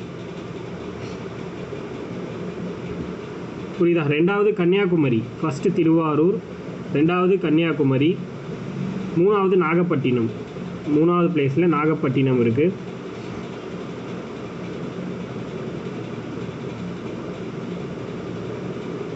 அடுத்து லாஸ்ட்டு 5, லாஸ்ட்டில் ஒரு 3 மட்டும் தெரிஞ்சுக்கலாம், 5லாம் வேண்டாம், 2 or 3. நீலகிரி கடைசி, நீலகிரி டிஸ்ட்ரிக் வந்து கடைசி, பெரம்பலூர் கடைசிக்கு அடுத்தது, அதாவது 0.266 வந்து நீலகிரி, 0.267 பெரம்பலூர். வேல்யூ வேண்டாம், நீலகிரி லாஸ்ட்டு, அதோட கொஞ்சம் அதிகமான பெரம்பலூர், அந்த மாதிரி தெரிஞ்சுக்கோங்க போதும். நீலகிரி தான் லாஸ்ட்டு ஃபுட் செக்யூரிட்டி இண்டெக்ஸில். அடுத்து ஹாப்பினஸ் இண்டெக்ஸ் ஜிஎன்ஹெச் அப்படின்னு சொல்லுவாங்க. ஜிஎன்ஹெச்னா gross national happiness, GROSS gross national happiness.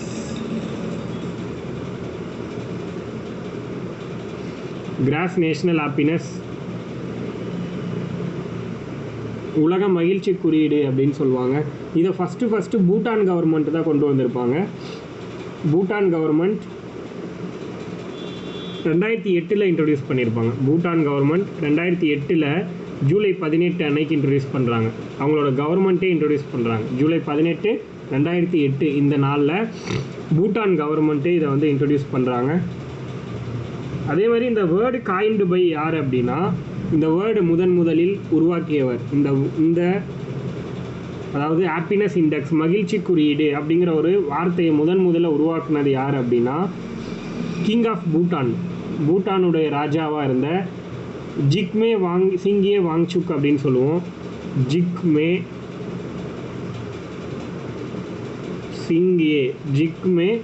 சிங்கே வாங்சுக்.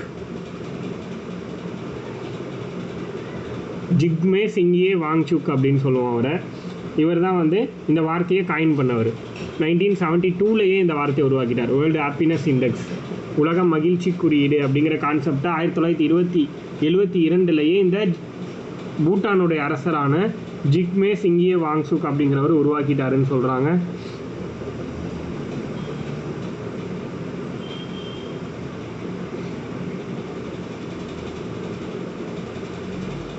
அடுத்தது இது ஃபஸ்ட்டு ரிப்போர்ட் எப்போ வெளியிடுறாங்கன்னா 2012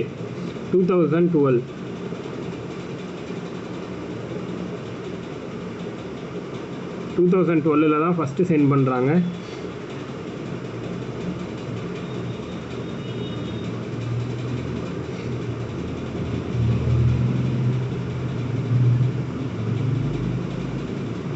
ஃபஸ்ட்டு ரிப்போர்ட் வந்து 2012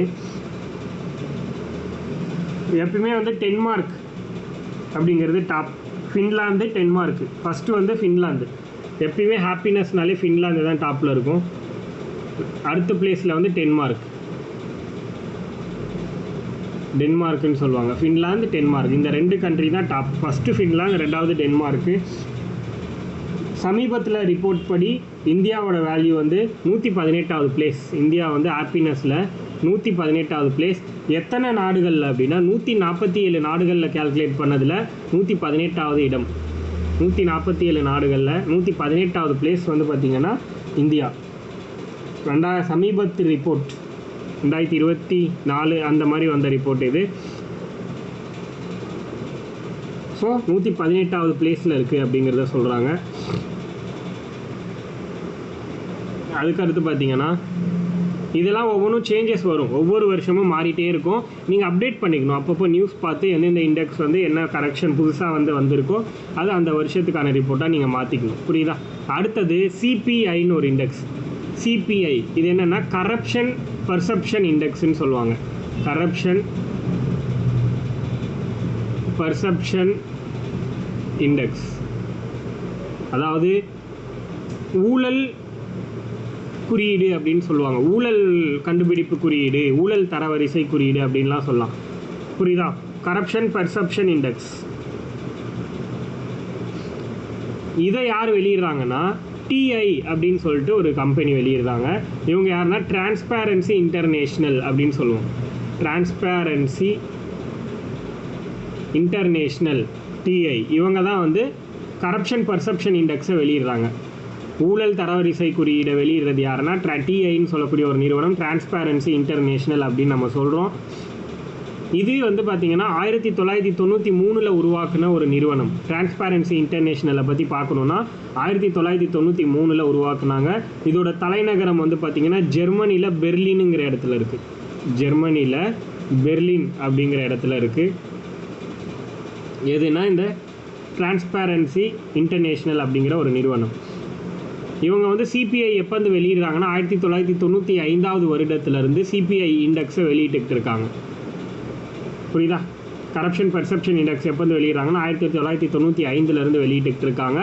அதே மாதிரி இது என்ன அப்படின்னா இன்டர்நேஷ்னல் நான் கவர்மெண்டல் ஆர்கனைசேஷன். இது ஒரு என்ஜிஓ மாதிரி. என்ஜிஓனா தெரியும் இல்லையா? இந்த மக்களுக்கு நல்லது பண்ணுறதுக்காக மட்டுமே இருக்கக்கூடியது, அந்த மாதிரி சொல்லுவோம். ஸோ இதோட வேல்யூ என்ன அப்படின்னா 0லேருந்து 100 வரைக்கும் தான் இதோட ஸ்கேலும் இருக்குது. 0னா கரப்ஷன் நிறைய இருக்குது அப்படின்னு அர்த்தம். அதாவது ஊழல் மிகுந்த நாடு அப்படின்னா 0 வேல்யூ, நியரஸ்ட் 0. இதுவே 100க்கு நியர் வேல்யூனா கரப்ஷனே சுத்தமாக இல்லை அப்படின்னு சொல்கிறாங்க. இதில் இந்த இண்டெக்ஸில் 2024 படி இந்தியாவோட ரிப்போர்ட் என்ன அப்படின்னா இந்தியாவோட ஸ்கோர் 38. புரியுதா? அதாவது 100க்கு நியர்பையில் இருந்துச்சுன்னா கரப்ஷனே இல்லை, 0க்கு நியர்பை இருந்துச்சுன்னா கரப்ஷன் இருக்குது. நம்ம வந்து 38 அப்படின்னா கரப்ஷன் அதிகமாகவே இருக்குதுன்னு அர்த்தம். 50க்கு கீழே இருக்குன்னும் போது கரப்ஷன் வந்து அதிகமாகவே இருக்குது நம்ம நாட்டில் அப்படிங்கிறது தான் அர்த்தம். அதே மாதிரி இந்த 2024 ரிப்போர்ட் படி இந்தியா எந்த பிளேஸ் அப்படின்னா 96th place. How many countries அப்படின்னு பார்க்கும்போது 180 கண்ட்ரீஸில் 96th பிளேஸுங்கிறது ஒரு நல்ல விஷயந்தான். 180 நாடுகளில் இந்தியா வந்து 96வது இடம் 2024 ரிப்போர்ட் படி. 2024 ஸ்கோர் 38. அதே மாதிரி 2024 வேர்ல்டு லெவலில் கம்பேர் பண்ணும்போது டென்மார்க் தான் டாப்பில் இருக்காங்க. கரப்ஷன் வந்து சுத்தமாக கரப்ஷனே இல்லாத நாடு, ஊழலே இல்லாத நாடுனா டென்மார்க். அப்போ 88 இதோட வேல்யூ, டென்மார்க்கோட வேல்யூ 88. 2வது பிளேஸில் ஃபின்லாந்து இருக்காங்க. ஃபஸ்ட்டு பிளேஸில் வந்து டென்மார்க்கும் 2வது ஃபின்லாந்தும் இருக்காங்க.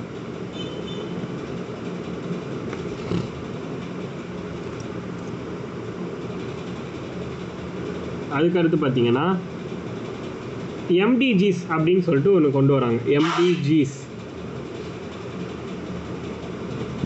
அது என்ன? எம்டிஜிஸ் அப்படின்னா மில்லேனியம் டெவலப்மெண்ட் கோல்ஸ் அப்படின்னு சொல்லுவாங்க. மில்லேனியம் டெவலப்மெண்ட் கோல்ஸ் அதாவது என்ன அப்படின்னா நூற்றாண்டு மேம்பாட்டு இலக்குகள் அப்படின்னு சொல்லுவாங்க.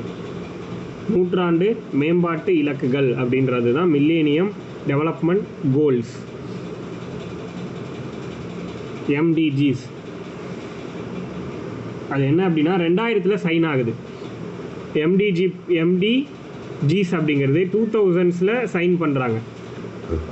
நூற்றாண்டு மேம்பாட்டு இலக்குகள்ங்கிற கான்செப்டை 2000வது வருஷத்தில் சைன் பண்ணுறாங்க. அதாவது என்னென்னா இதுக்கு கீழே 189 கண்ட்ரி வந்து சைன் பண்ணுறாங்க. 189 கண்ட்ரிஸ் சைன் பண்ணி என்ன சொல்கிறாங்க அப்படின்னா அடுத்த 15 வருஷத்தில், தட் மீன்ஸ் என்னது 2000லேருந்து 2015க்குள்ளே ஒரு 8 கோலை அச்சீவ் பண்ணணும்னு சொல்கிறாங்க. அதாவது பாவர்ட்டி இல்லாமல், பசி இல்லாமல் இருக்கிறது, கல்வியை கொடுக்கணும், பாலின இடைவெளியை குறைக்கணும், இது எல்லாமே சொல்லி இந்த மாதிரி கான்செப்டில் மொத்தமாக ஒரு 8 டார்கெட் வைக்கிறாங்க. இந்த 8 இலக்குகளையும் 2015க்குள்ளே அடையணும் அப்படிங்கிறது தான் இந்த 15 வருஷத்துடைய கோல். அதுக்கு பேர் தான் எம்டிஜிஸ்ன்னு சொல்கிறாங்க. 2000லேருந்து 2015க்குள்ளே அப்படிங்கிறது டார்கெட் இயர் 2015. ஸோ 8 டார்கெட் மொத்தமாக அப்படிங்கிறது எல்லாம் நமக்கு தெரியணும். அதுக்கடுத்து இது என்னென்ன 8ங்கிறதுலாம் வேண்டாம், ஏன்னா எஸ்டிஜிஸ்ன்னு ஒன்று இருக்குது. 2015க்குள்ளே நம்ம முடிஞ்சிச்சுல, அதனால் இதுலேருந்து கொஷின் வராது. எஸ்டிஜிஸ்ன்னு ஒரு கான்செப்ட் இருக்குது. எஸ்டிஜிஸ்னா sustainable development goals, sustainable development goals அப்படின்னு சொல்லணும். நீடித்த நிலைத்த மேம்பாட்டு இலக்குகள் அப்படின்னு சொல்லுவோம் தமிழில். சஸ்டெயினபிள் டெவலப்மெண்ட் கோல்ஸ் அப்படின்னா நீடித்த நிலைத்த மேம்பாட்டு இலக்குகள். இந்த நீடித்த நிலைத்த மேம்பாட்டு இலக்குகள் அப்படிங்கிறது அது 2015ஓட முடியுதா? அது வந்து பார்த்தீங்கன்னா 2015 8 கோல் அச்சீவ் பண்ணிட்டாங்க ஓரளவுக்கு. அதனால 2015 சஸ்டெயினபிள் டெவலப்மெண்ட் கோல்ஸ்னு ஒன்று ஸ்டார்ட் ஆகுது. புரியுதா? நீடித்த நிலைத்த மேம்பாட்டு இலக்குங்கிறத ஸ்டார்ட் பண்ணுறாங்க 2015. இவங்களும் டார்கெட் இயரை அடுத்த 15 வருஷத்தை வைக்கிறாங்க. 2030க்குள்ளே சில விஷயங்களில் அச்சீவ் பண்ணணும் அப்படின்னு சொல்லிட்டு வைக்கிறாங்க. மொத்தம் 15 வருஷம் பீரியட் ஆஃப் டைம். இவங்க வந்து 2030 வரைக்கும், 2015 to 30.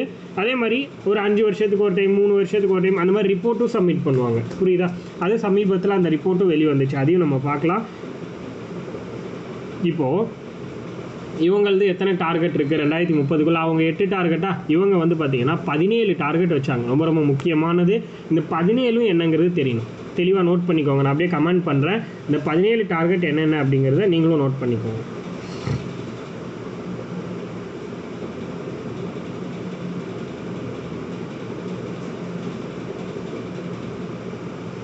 இந்த 18 டார்கெட்டையும் என்ன அப்படிங்கிறத நோட் பண்ணிக்கோங்க. ஃபஸ்ட்டு வந்து நோ பாவர்ட்டி. 17 இலக்குகளில் முதல் இலக்கு என்ன அப்படின்னா வறுமை அற்ற நிலை. அதாவது 2030க்குள்ளே இந்தியாவை வறுமை இல்லாத ஒரு நாடாக மாற்றணும் அப்படின்னு சொல்கிறாங்க. 2030க்குள்ளே இந்தியாவை வறுமை இல்லாத நாடாக மாற்றணும். அதான் கோல் 1. முதல் இலக்கே என்னது? நோ பாவர்ட்டி, வறுமை அற்ற நிலை. இலக்கு 2 என்ன சொல்கிறாங்க? இரண்டாவது இலக்கு ஜீரோ ஹங்கர், பட்டினியற்ற நிலை. ஜீரோ ஹங்கருங்கிறது ரெண்டாவது.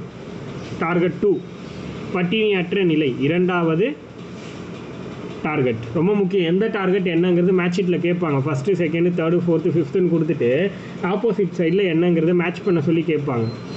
ஜீரோ ஹங்கருங்கிறது பட்டினியற்ற நிலை. அடுத்தது good health being. Good health being அதாவது சிறந்த உடல் நலம். ஹெல்த்துன்னு மட்டும் கூட போடுங்க. குட் ஹெல்த், சிறந்த உடல் நலம், அது 3வது. 4வது குவாலிட்டி எஜுகேஷன். குவாலிட்டி எஜுகேஷன் அதாவது தரமான கல்வி. 4வது வந்து குவாலிட்டி எஜுகேஷன், தரமான கல்வின்னு சொல்லலாம். 5 ரொம்ப ரொம்ப முக்கியம், இது அடிக்கடி கேள்வியில் கேட்குறது, ஜெண்டர் ஈக்குவாலிட்டி. ஜெண்டர் ஈக்குவாலிட்டி தான் வந்து பார்த்திங்கன்னா 5வது கோல். 5வது கோல் தான் அடிக்கடி கேட்குறது, அதாவது சமத்துவம், பாலின சமத்துவம். ஜெண்டர் ஈக்குவாலிட்டினா பாலின சமத்துவம், அடிக்கடி கேட்குற கொஷின். அடுத்தது 6வது clean water and sanitation. Clean water and sanitation, தூய்மையான குடிநீர் மற்றும் சுகாதாரம். தூய்மையான குடிநீர் மற்றும் சுகாதாரம் 6வது கோல். தூய்மையான குடிநீர் மற்றும் சுகாதாரம், க்ளீன் வாட்டர் அண்ட் சானிடேஷன். அடுத்து 7வது கோல் என்னென்னா affordable and clean energy. Affordable and clean energy. Affordable and clean எனர்ஜிங்கிறது 7வது கோல். தூய்மையான மற்றும் மலிவான ஆற்றல். தூய்மையான மற்றும் மலிவான ஆற்றல், அஃபோர்டபுள் அண்ட் க்ளீன் எனர்ஜி, தூய்மையான மற்றும் மலிவான ஆற்றல். அடுத்து 8வது கோல் என்ன அப்படின்னா,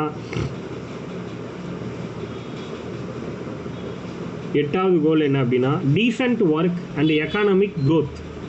descent work and economic growth. Descent work and economic growth, அதாவது நல்ல வேலை மற்றும் பொருளாதார வளர்ச்சி. நல்ல வேலை மற்றும் பொருளாதார வளர்ச்சி, இது வந்து 8வது கோல். கோல் 8.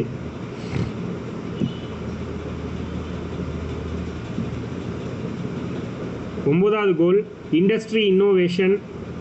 9வது goal industry innovation and infrastructure. Industry innovation and infrastructure.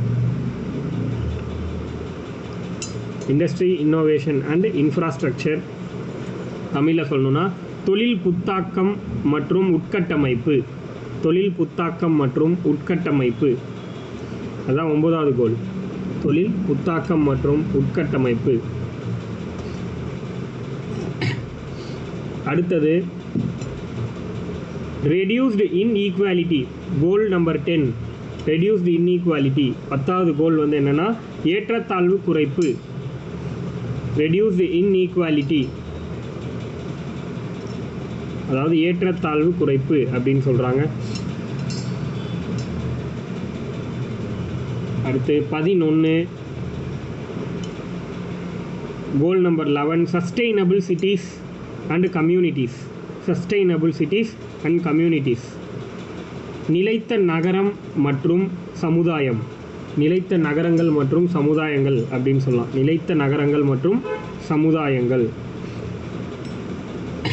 Sustainable cities and communities, நிலைத்த நகரங்கள் மற்றும் சமுதாயம்.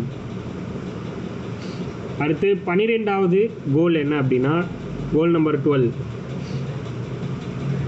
Responsible consumption. ரெஸ்பான்சிபிள் கன்சம்ப்ஷன், அதாவது பொறுப்பான நுகர்வுன்னு சொல்லுவாங்க. அது ரெஸ்பான்சிபிள் கன்சம்ப்ஷன் அண்ட் ப்ரொடக்ஷன்.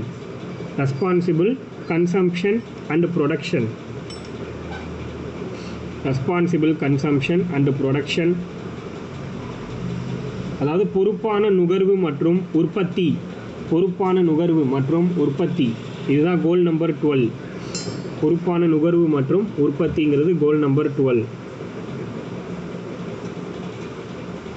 ரொம்ப முக்கியமானது கோல் நம்பர் 13, 13வது அடுத்த கோல் கிளைமேட் ஆக்ஷன். கிளைமேட் ஆக்ஷன், தட்பவெப்பநிலை நடவடிக்கை. கிளைமேட் ஆக்ஷன், தட்பவெப்பநிலை நடவடிக்கை, இதுதான் வந்து பார்த்திங்கன்னா அடுத்த கோல். 13வது கோல் கிளைமேட் ஆக்ஷன், தட்பவெப்பநிலை நடவடிக்கைன்னு சொல்லுவாங்க. அடுத்து 14 கோல் நம்பர் 14. கோல் நம்பர் 14, இலக்கு 14 life below water. Life below water, அதாவது கடல் வாழ் உயிரினங்களுடைய வாழ்க்கையை பற்றி பேசுகிறது. லைஃப் பிலோ வாட்டர், நீருக்கடியில் வாழ்க்கை. தமிழில் நீருக்கடியில் வாழ்க்கை, life below water. 15 life on land. Life on land, நிலப்பகுதியில் வாழ்க்கை. Life on land, goal number 15 வந்து லைஃப் ஆன் லேண்டு, நிலப்பகுதியில் வாழ்க்கை. Goal number 16. Goal number 16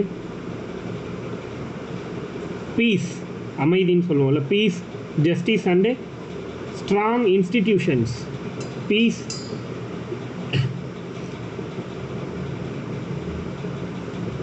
piece justice and strong institutions.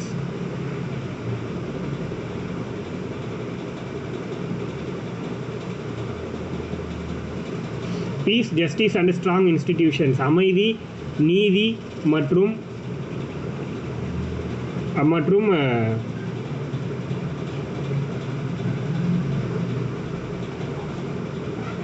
என்ன சொல்லலாம், ஸ்ட்ராங் இன்ஸ்டிடியூஷன்ஸ் அப்படின்னா நல்ல ஒரு இது வந்து நிலைத்த இன்ஸ்டிடியூஷன்ஸ் அப்படின்னும் போது ஒரே நிமிஷம் அது மட்டும் நோட் பண்ணிக்கோங்க. Piece justice and strong institutions அப்படின்னு சொல்கிறோம்.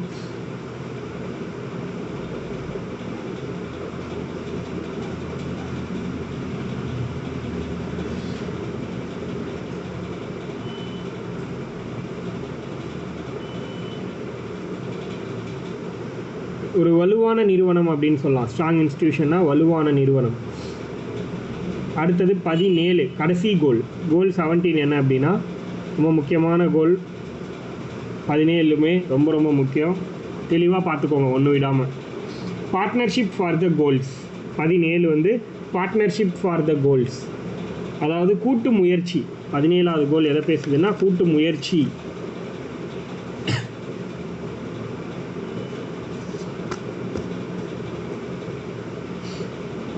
கூட்டு முயற்சின்னு சொல்கிறாங்க 17வது.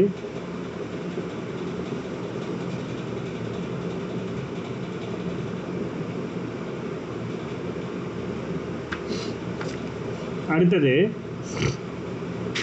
இந்த கோலில் கோல் நம்பர் 1 இருக்கு இல்லையா, கோல் நம்பர் 1 என்னது, நோ பாவர்ட்டி. கரெக்டாக? இந்த நோ பாவர்ட்டிங்கிறது தமிழ்நாடு வந்து டாப்பில் இருக்குதுன்னு சொல்கிறாங்க. அதாவது சுத்தமாக பாவர்ட்டி இல்லாத மாநிலமாக தமிழ்நாடு நிதி ஆயோக் ரிப்போர்ட் படி மாறிடுச்சு அப்படின்னு சொல்கிறாங்க. என்னென்னா இப்போது இதோட ரேஞ்ச் இருக்குல்ல, ஸ்கேல், இது வந்து பார்த்திங்கன்னா நோ பாவர்ட்டி அப்படின்னா ஸ்டேட் ஒரு மாநிலத்தை பொறுத்து 39லேருந்து 92 வரைக்கும் இருக்கணும். அதாவது லீஸ்ட்னா 39, நல்ல ஸ்கோர்னா 92. இதுதான் டாப் ஸ்கோர்னா 92, லோயஸ்ட் ஸ்கோர்னா 39. இப்போ இந்த டாப் ஸ்கோர் 92ல் இருக்கிற ஸ்டேட் வந்து தமிழ்நாடு. தமிழ்நாடு மட்டும்தான் இந்த வறுமையில் 92ங்கிற ஸ்கோரை வந்து ரீச் பண்ணியிருக்கு. புரியுதா? அப்போது தமிழ்நாடு இருந்து வறுமை அற்ற நிலை அப்படிங்கிறது தெரிஞ்சுக்கோங்க. வறுமையே சுத்தமாக இல்லாத மாநிலம் தமிழ்நாடு. அப்போது வறுமையற்ற நிலையை அடைந்த முதல் மாநிலம் யாருன்னா தமிழ்நாடு அப்படிங்கிறது உங்களுக்கு தெரியணும். அடுத்தது 2வது கோல் 0 அங்கர், வறுமை அதாவது பசியற்ற நிலை. புரியுதா? பசியற்ற நிலை தான் கோல் 2. இதில் வந்து பார்த்திங்கன்னா கேரளா டாப்பில் இருக்குது. பசியற்ற நிலையில் கேரளா தான் டாப்பில் இருக்குது. Tamil Nadu 8th place. கோல் 2ல் வந்து தமிழ்நாடு 8th பிளேஸ் இருக்குது சமீபத்திய ரிப்போர்ட் படி. கோல் 2ல் தமிழ்நாடு 8th பிளேஸ்ன்னு சொல்கிறாங்க. அடுத்து கோல் 3. கோல் 3யை பொறுத்த வரைக்கும் என்னங்கிறது உங்களுக்கே தெரியும், அதாவது ஆல்ரெடி நம்ம எழுதி வச்சுருக்கோம். அந்த கோல் 3ல் ஃபஸ்ட்டு வந்து குஜராத். கோல் 3ல் ஃபஸ்ட்டு பிளேஸ் யார் இருக்கான்னா குஜராத். தமிழ்நாடு வந்து 13வது பிளேஸ். கோல் 3ல் தமிழ்நாடு 13வது பிளேஸில் இருக்கும். கோல் 3ல் தமிழ்நாடு எந்த பிளேஸ்னால் 13வது பிளேஸில் இருக்கும். கோல் 4 4வது இலக்கை பொறுத்த வரைக்கும் டாப்பில் யார் இருக்கான்னா கேரளா.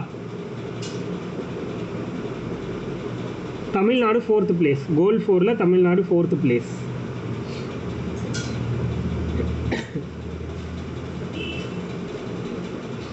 ஓகேவா? கோல் 4ல் Kerala top, Tamil Nadu 4th. Goal 5 பொறுத்த வரைக்கும் நாகாலாந்து தான் ஃபஸ்ட்டு டாப் ஸ்டேட் அப்படின்னா நாகாலாந்து. இதில் கோல் 5 ஜெண்டர் ஈக்குவாலிட்டியை பொறுத்த வரைக்கும் டாப் 5 யாரில் இருக்கா, டாப் ஃபஸ்ட்டு யாருன்னா நாகாலாந்து. தமிழ்நாடு எந்த பிளேஸ்னால் 11th பிளேஸ். கோல் 5ல் தமிழ்நாடு 11th பிளேஸில் இருக்குது.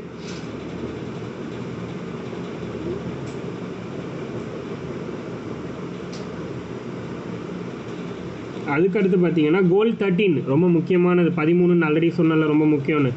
கிளைமேட் ஆக்ஷன் 13வது கோல். அதை பார்த்தீங்கன்னா அந்த ரேஞ்சு சொன்னல பாவர்ட்டிக்குண்ணா 32லேருந்து 39லேருந்து 92 வரைக்கும்னு சொல்லிட்டு, அதே மாதிரி இந்த கோல் 13 கிளைமேட் ஆக்ஷன் வந்து பார்த்திங்கன்னா 30லேருந்து 81ங்கிறது தான் ரேஞ்ச்.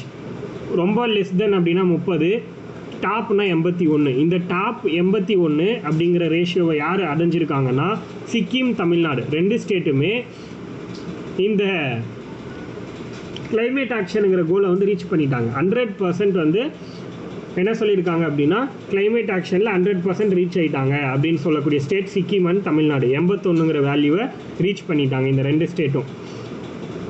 அதே மாதிரி ஓவரால் பர்ஃபார்மன்ஸ், இது வந்து நிதி ஆயோக்கோட ரிப்போர்ட்டு. இந்த ரிப்போர்ட்டில் ஓவரால் பர்ஃபார்மன்ஸ் அப்படின்னு பார்க்கும்போது எவ்வளோ ஸ்கோர் அப்படின்னா, இந்தியாவோட ரிப்போர்ட் படி நிதி ஆயோக் வெளியிட்டிருப்பாங்க இல்லையா, அதில் 71ங்கிறது இந்தியாவுடைய எஸ்டிஜி ரிப்போர்ட். 2023-24க்கான ரிப்போர்ட், 2023-24 இந்த ஃபினான்ஷியல் இயருக்கான ரிப்போர்ட் படி இந்தியாவுடைய எஸ்டிஜி ரிப்போர்ட் வந்து வெளியிட்டிருக்காங்க. அதில் இந்தியாவோட ஸ்கோர் வந்து பார்த்திங்கன்னா 71. புரியுதா? 0லேருந்து 100க்குள்ளே கேல்குலேட் பண்ணும்போது இந்தியாவோட ஸ்கோர் வந்து 71. ஸ்டேட் வைஸ் அப்படின்னு பார்க்கும்போது உத்தரகாண்ட் தான் டாப்பில் இருக்குது. உத்தரகாண்ட் என்ன வேல்யூ அப்படின்னா 79. அதே மாதிரி 2வது பிளேஸில் கேரளாவும் 79. இவங்க 2 பேருமே 79ல் இருக்காங்க. பட் ஃபஸ்ட்டு உத்தரகாண்ட், 2வது கேரளான்னு சொல்கிறாங்க. தமிழ்நாட்டுடைய வேல்யூ என்ன அப்படின்னா, தமிழ்நாட்டோட வேல்யூ 78. புரியுதா? எஸ்டிஜி ரிப்போர்ட் படி தமிழ்நாடு வந்து 3rd பிளேஸில் இருக்குது. First Uttarakhand, 2nd Kerala, 3rd வந்து தமிழ்நாடு.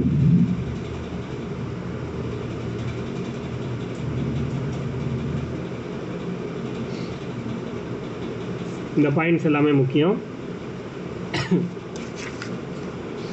நிதி ஆயோக்கால வெளியிடக்கூடிய சில இண்டெக்ஸஸ் இவ்வளோ நேரம் நம்ம பார்த்தது.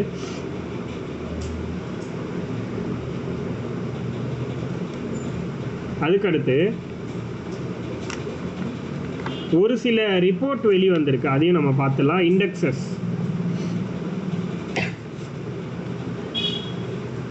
அதுக்கு முன்னாடி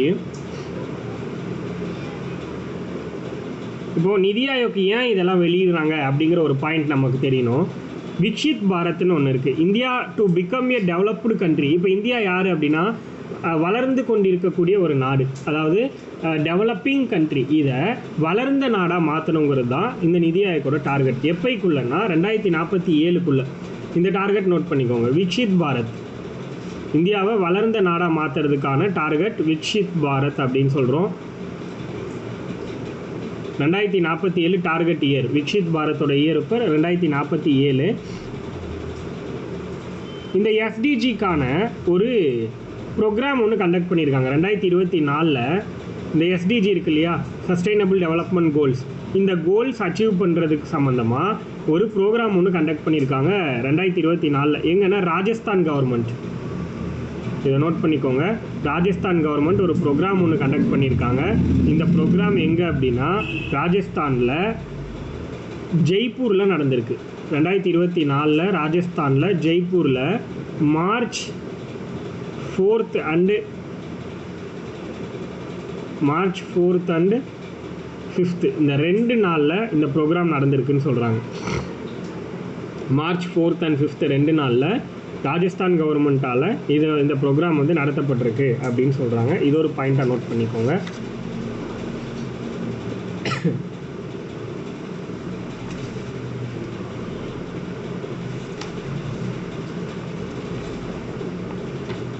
ஓகே, அதுக்கடுத்து சில இண்டெக்ஸை சொல்கிறேன், நோட் பண்ணிக்கோங்க. சில முக்கியமான குறியீடு 2025 வந்தது. Democratic index. ஃபஸ்ட்டு டெமோக்ராட்டிக் இண்டெக்ஸ்னு ஒன்று நோட் பண்ணிக்கோங்க. இந்த சாப்டரே அவ்வளோதான். இன்னும் ஒரு சில இண்டெக்ஸ் மட்டும் எழுதுனீங்க அப்படின்னா இந்த சாப்டர் அப்படிங்கிறது முடிஞ்சது.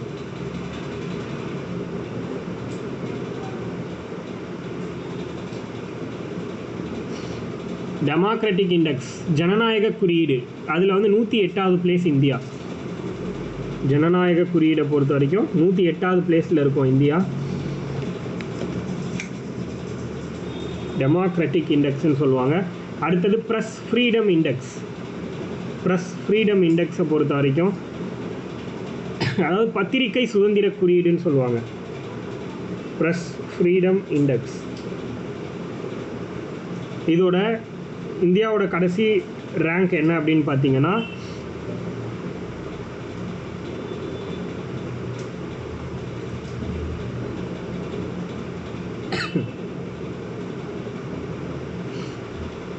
151வது பிளேஸ்,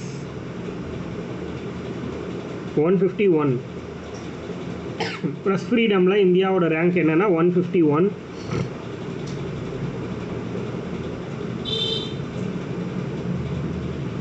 அதுக்கடுத்து குளோபல் ஹங்கர் இண்டெக்ஸ்.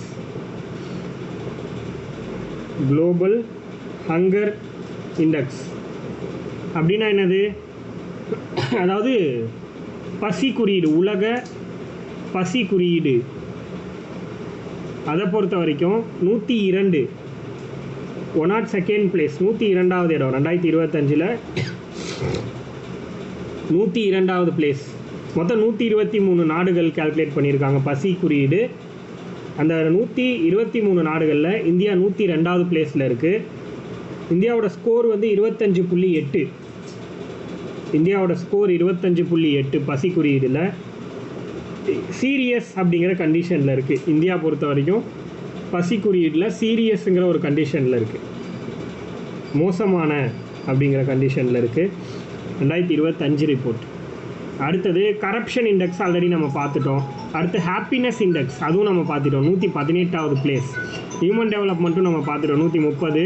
அடுத்து யூனிவர்சல் பீஸ் இண்டெக்ஸ், உலகளாவிய அமைதி குறியீடு. யூனிவர்சல் பீஸ் இண்டெக்ஸ், உலகளாவிய அமைதி குறியீடு. இந்த உலகளாவிய அமைதி குறியீடை பொறுத்த வரைக்கும் இந்தியா வந்து 115வது பிளேஸ். இந்தியாவுடைய வேல்யூ என்னென்னா 115. அடுத்தது என்விரான்மெண்டல் இண்டெக்ஸ்.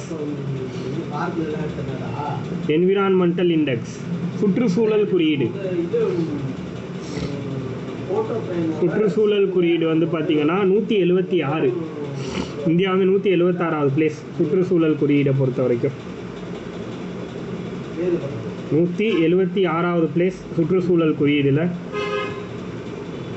அடுத்து ஏர் பொல்யூஷன், காற்று மாசுபாடு குறியீடு. காற்று மாசுபாடை பொறுத்த வரைக்கும் இந்தியா 5th பிளேஸ், 5வது இடம்.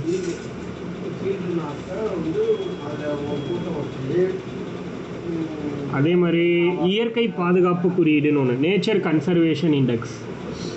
நேச்சர் கன்சர்வேஷன் இண்டெக்ஸ், இயற்கை பாதுகாப்பு குறியீடு, அதுவும் 176. 176.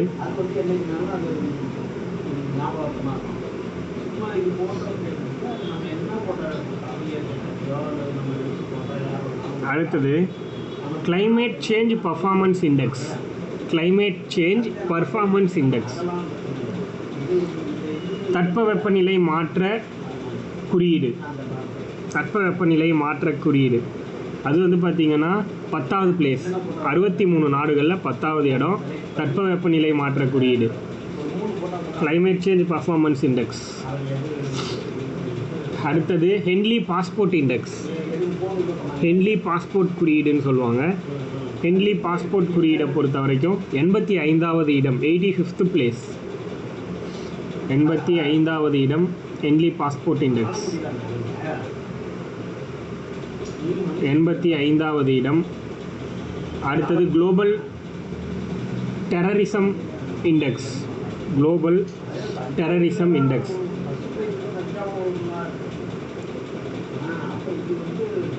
Global terrorism index. அதில் வந்து பார்த்திங்கன்னா 14வது இடம்.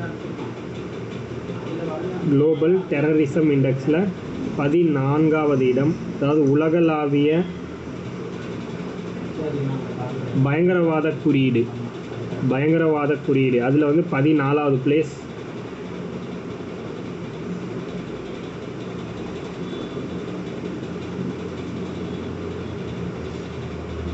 அதுக்கடுத்து குளோபல் இன்னோவேஷன் இண்டெக்ஸ், உலகளாவிய புதுமையான கண்டுபிடிப்பு குறியீடு, குளோபல் இன்னோவேஷன் இண்டெக்ஸ், உலகளாவிய புதுமையான கண்டுபிடிப்பு குறியீடு, உலகளாவிய புதுமையான கண்டுபிடிப்பு குறியீடு, global innovation index 39th place, 39வது இடம்.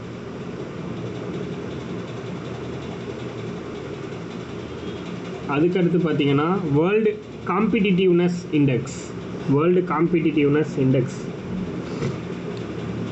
தட் மீன்ஸ் என்னென்னா உலகளாவிய போட்டித்தன்மை குறியீடுன்னு சொல்லுவாங்க. உலகளாவிய போட்டித்தன்மை குறியீடு. இதில் 139th பிளேஸ், 139வது இடம்.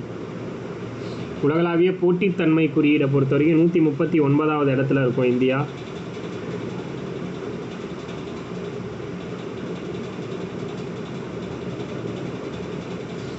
அடுத்தது intellectual property index. Intellectual property index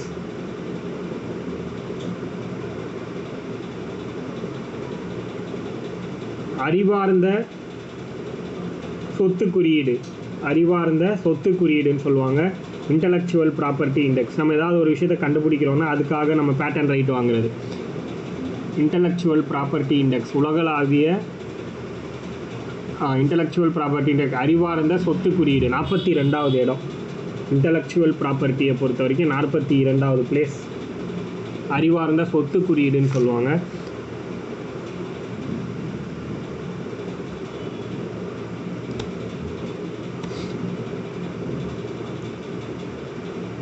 அடுத்தது இவ்வளோ நேரம் நம்ம பார்த்தது வந்து வேர்ல்டு லெவல் இண்டெக்ஸஸ் பார்த்தோம்.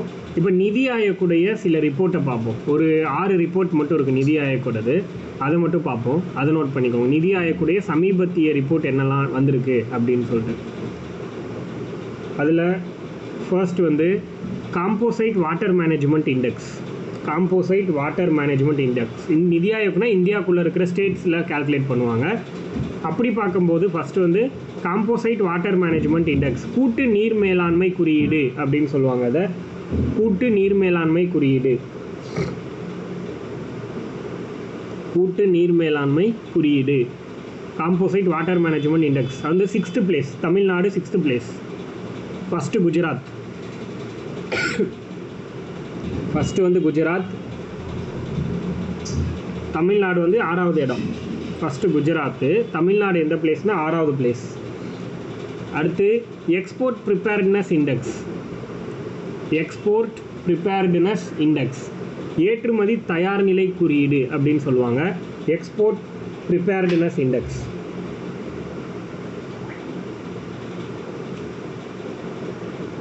ஏற்றுமதி தயார் நிலை குறியீடு.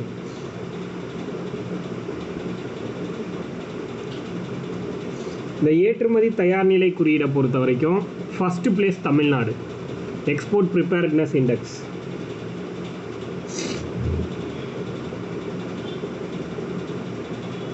அடுத்தது Indian innovation index. Indian innovation index அதாவது இந்திய புதுமையான கண்டுபிடிப்பு குறியீடு.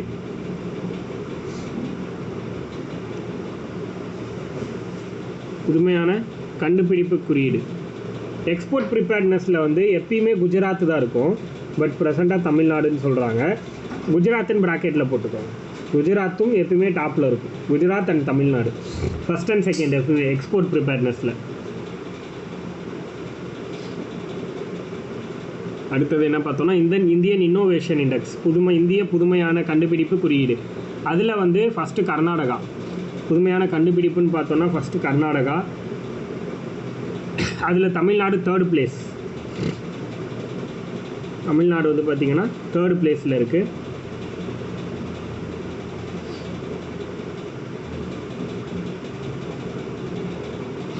அடுத்தது school education quality index. School education quality index அதாவது பள்ளி கல்வி தரக்குறியீடு. பள்ளி கல்வி தரக்குறியீடு. ஸ்கூல் எஜுகேஷன் குவாலிட்டி இண்டெக்ஸ் அப்படின்னா பள்ளி கல்வி தரக்குறியீடு. அதில் வந்து கேரளா ஃபஸ்ட்டு பிளேஸ். முதல் இடம் வந்து கேரளா. Tamil Nadu 8th place. பள்ளி கல்வி தர குறியீடில் Tamil Nadu first 8th place, Kerala first place.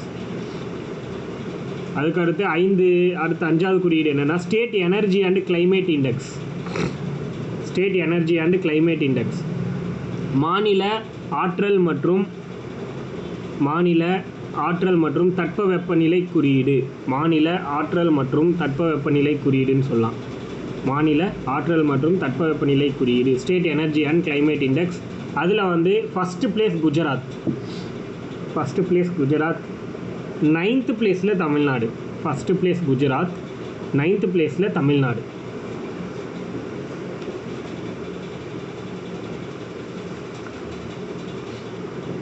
அடுத்து கடைசியாக ஸ்டேட் ஹெல்த் இண்டெக்ஸ், மாநில உடல்நலக் குறியீடு.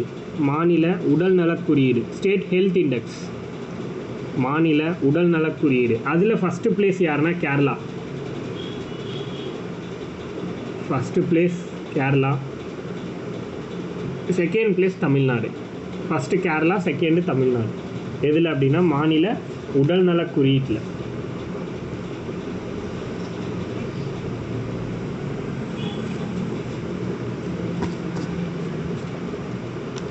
எழுதி முடிச்சாச்சா? ஏதாவது டவுட்ஸ் இருக்குது அப்படின்னா ஒரு டைம் ரெக்கார்டடில் ஃபாஸ்ட் வச்சு உங்களுக்கு எந்த இடத்துல வேணுமோ அந்த இடத்த ஸ்டாப் பண்ணி பார்த்துக்கோங்க. இன்றைக்கி டாபிக் அவ்வளோதான்.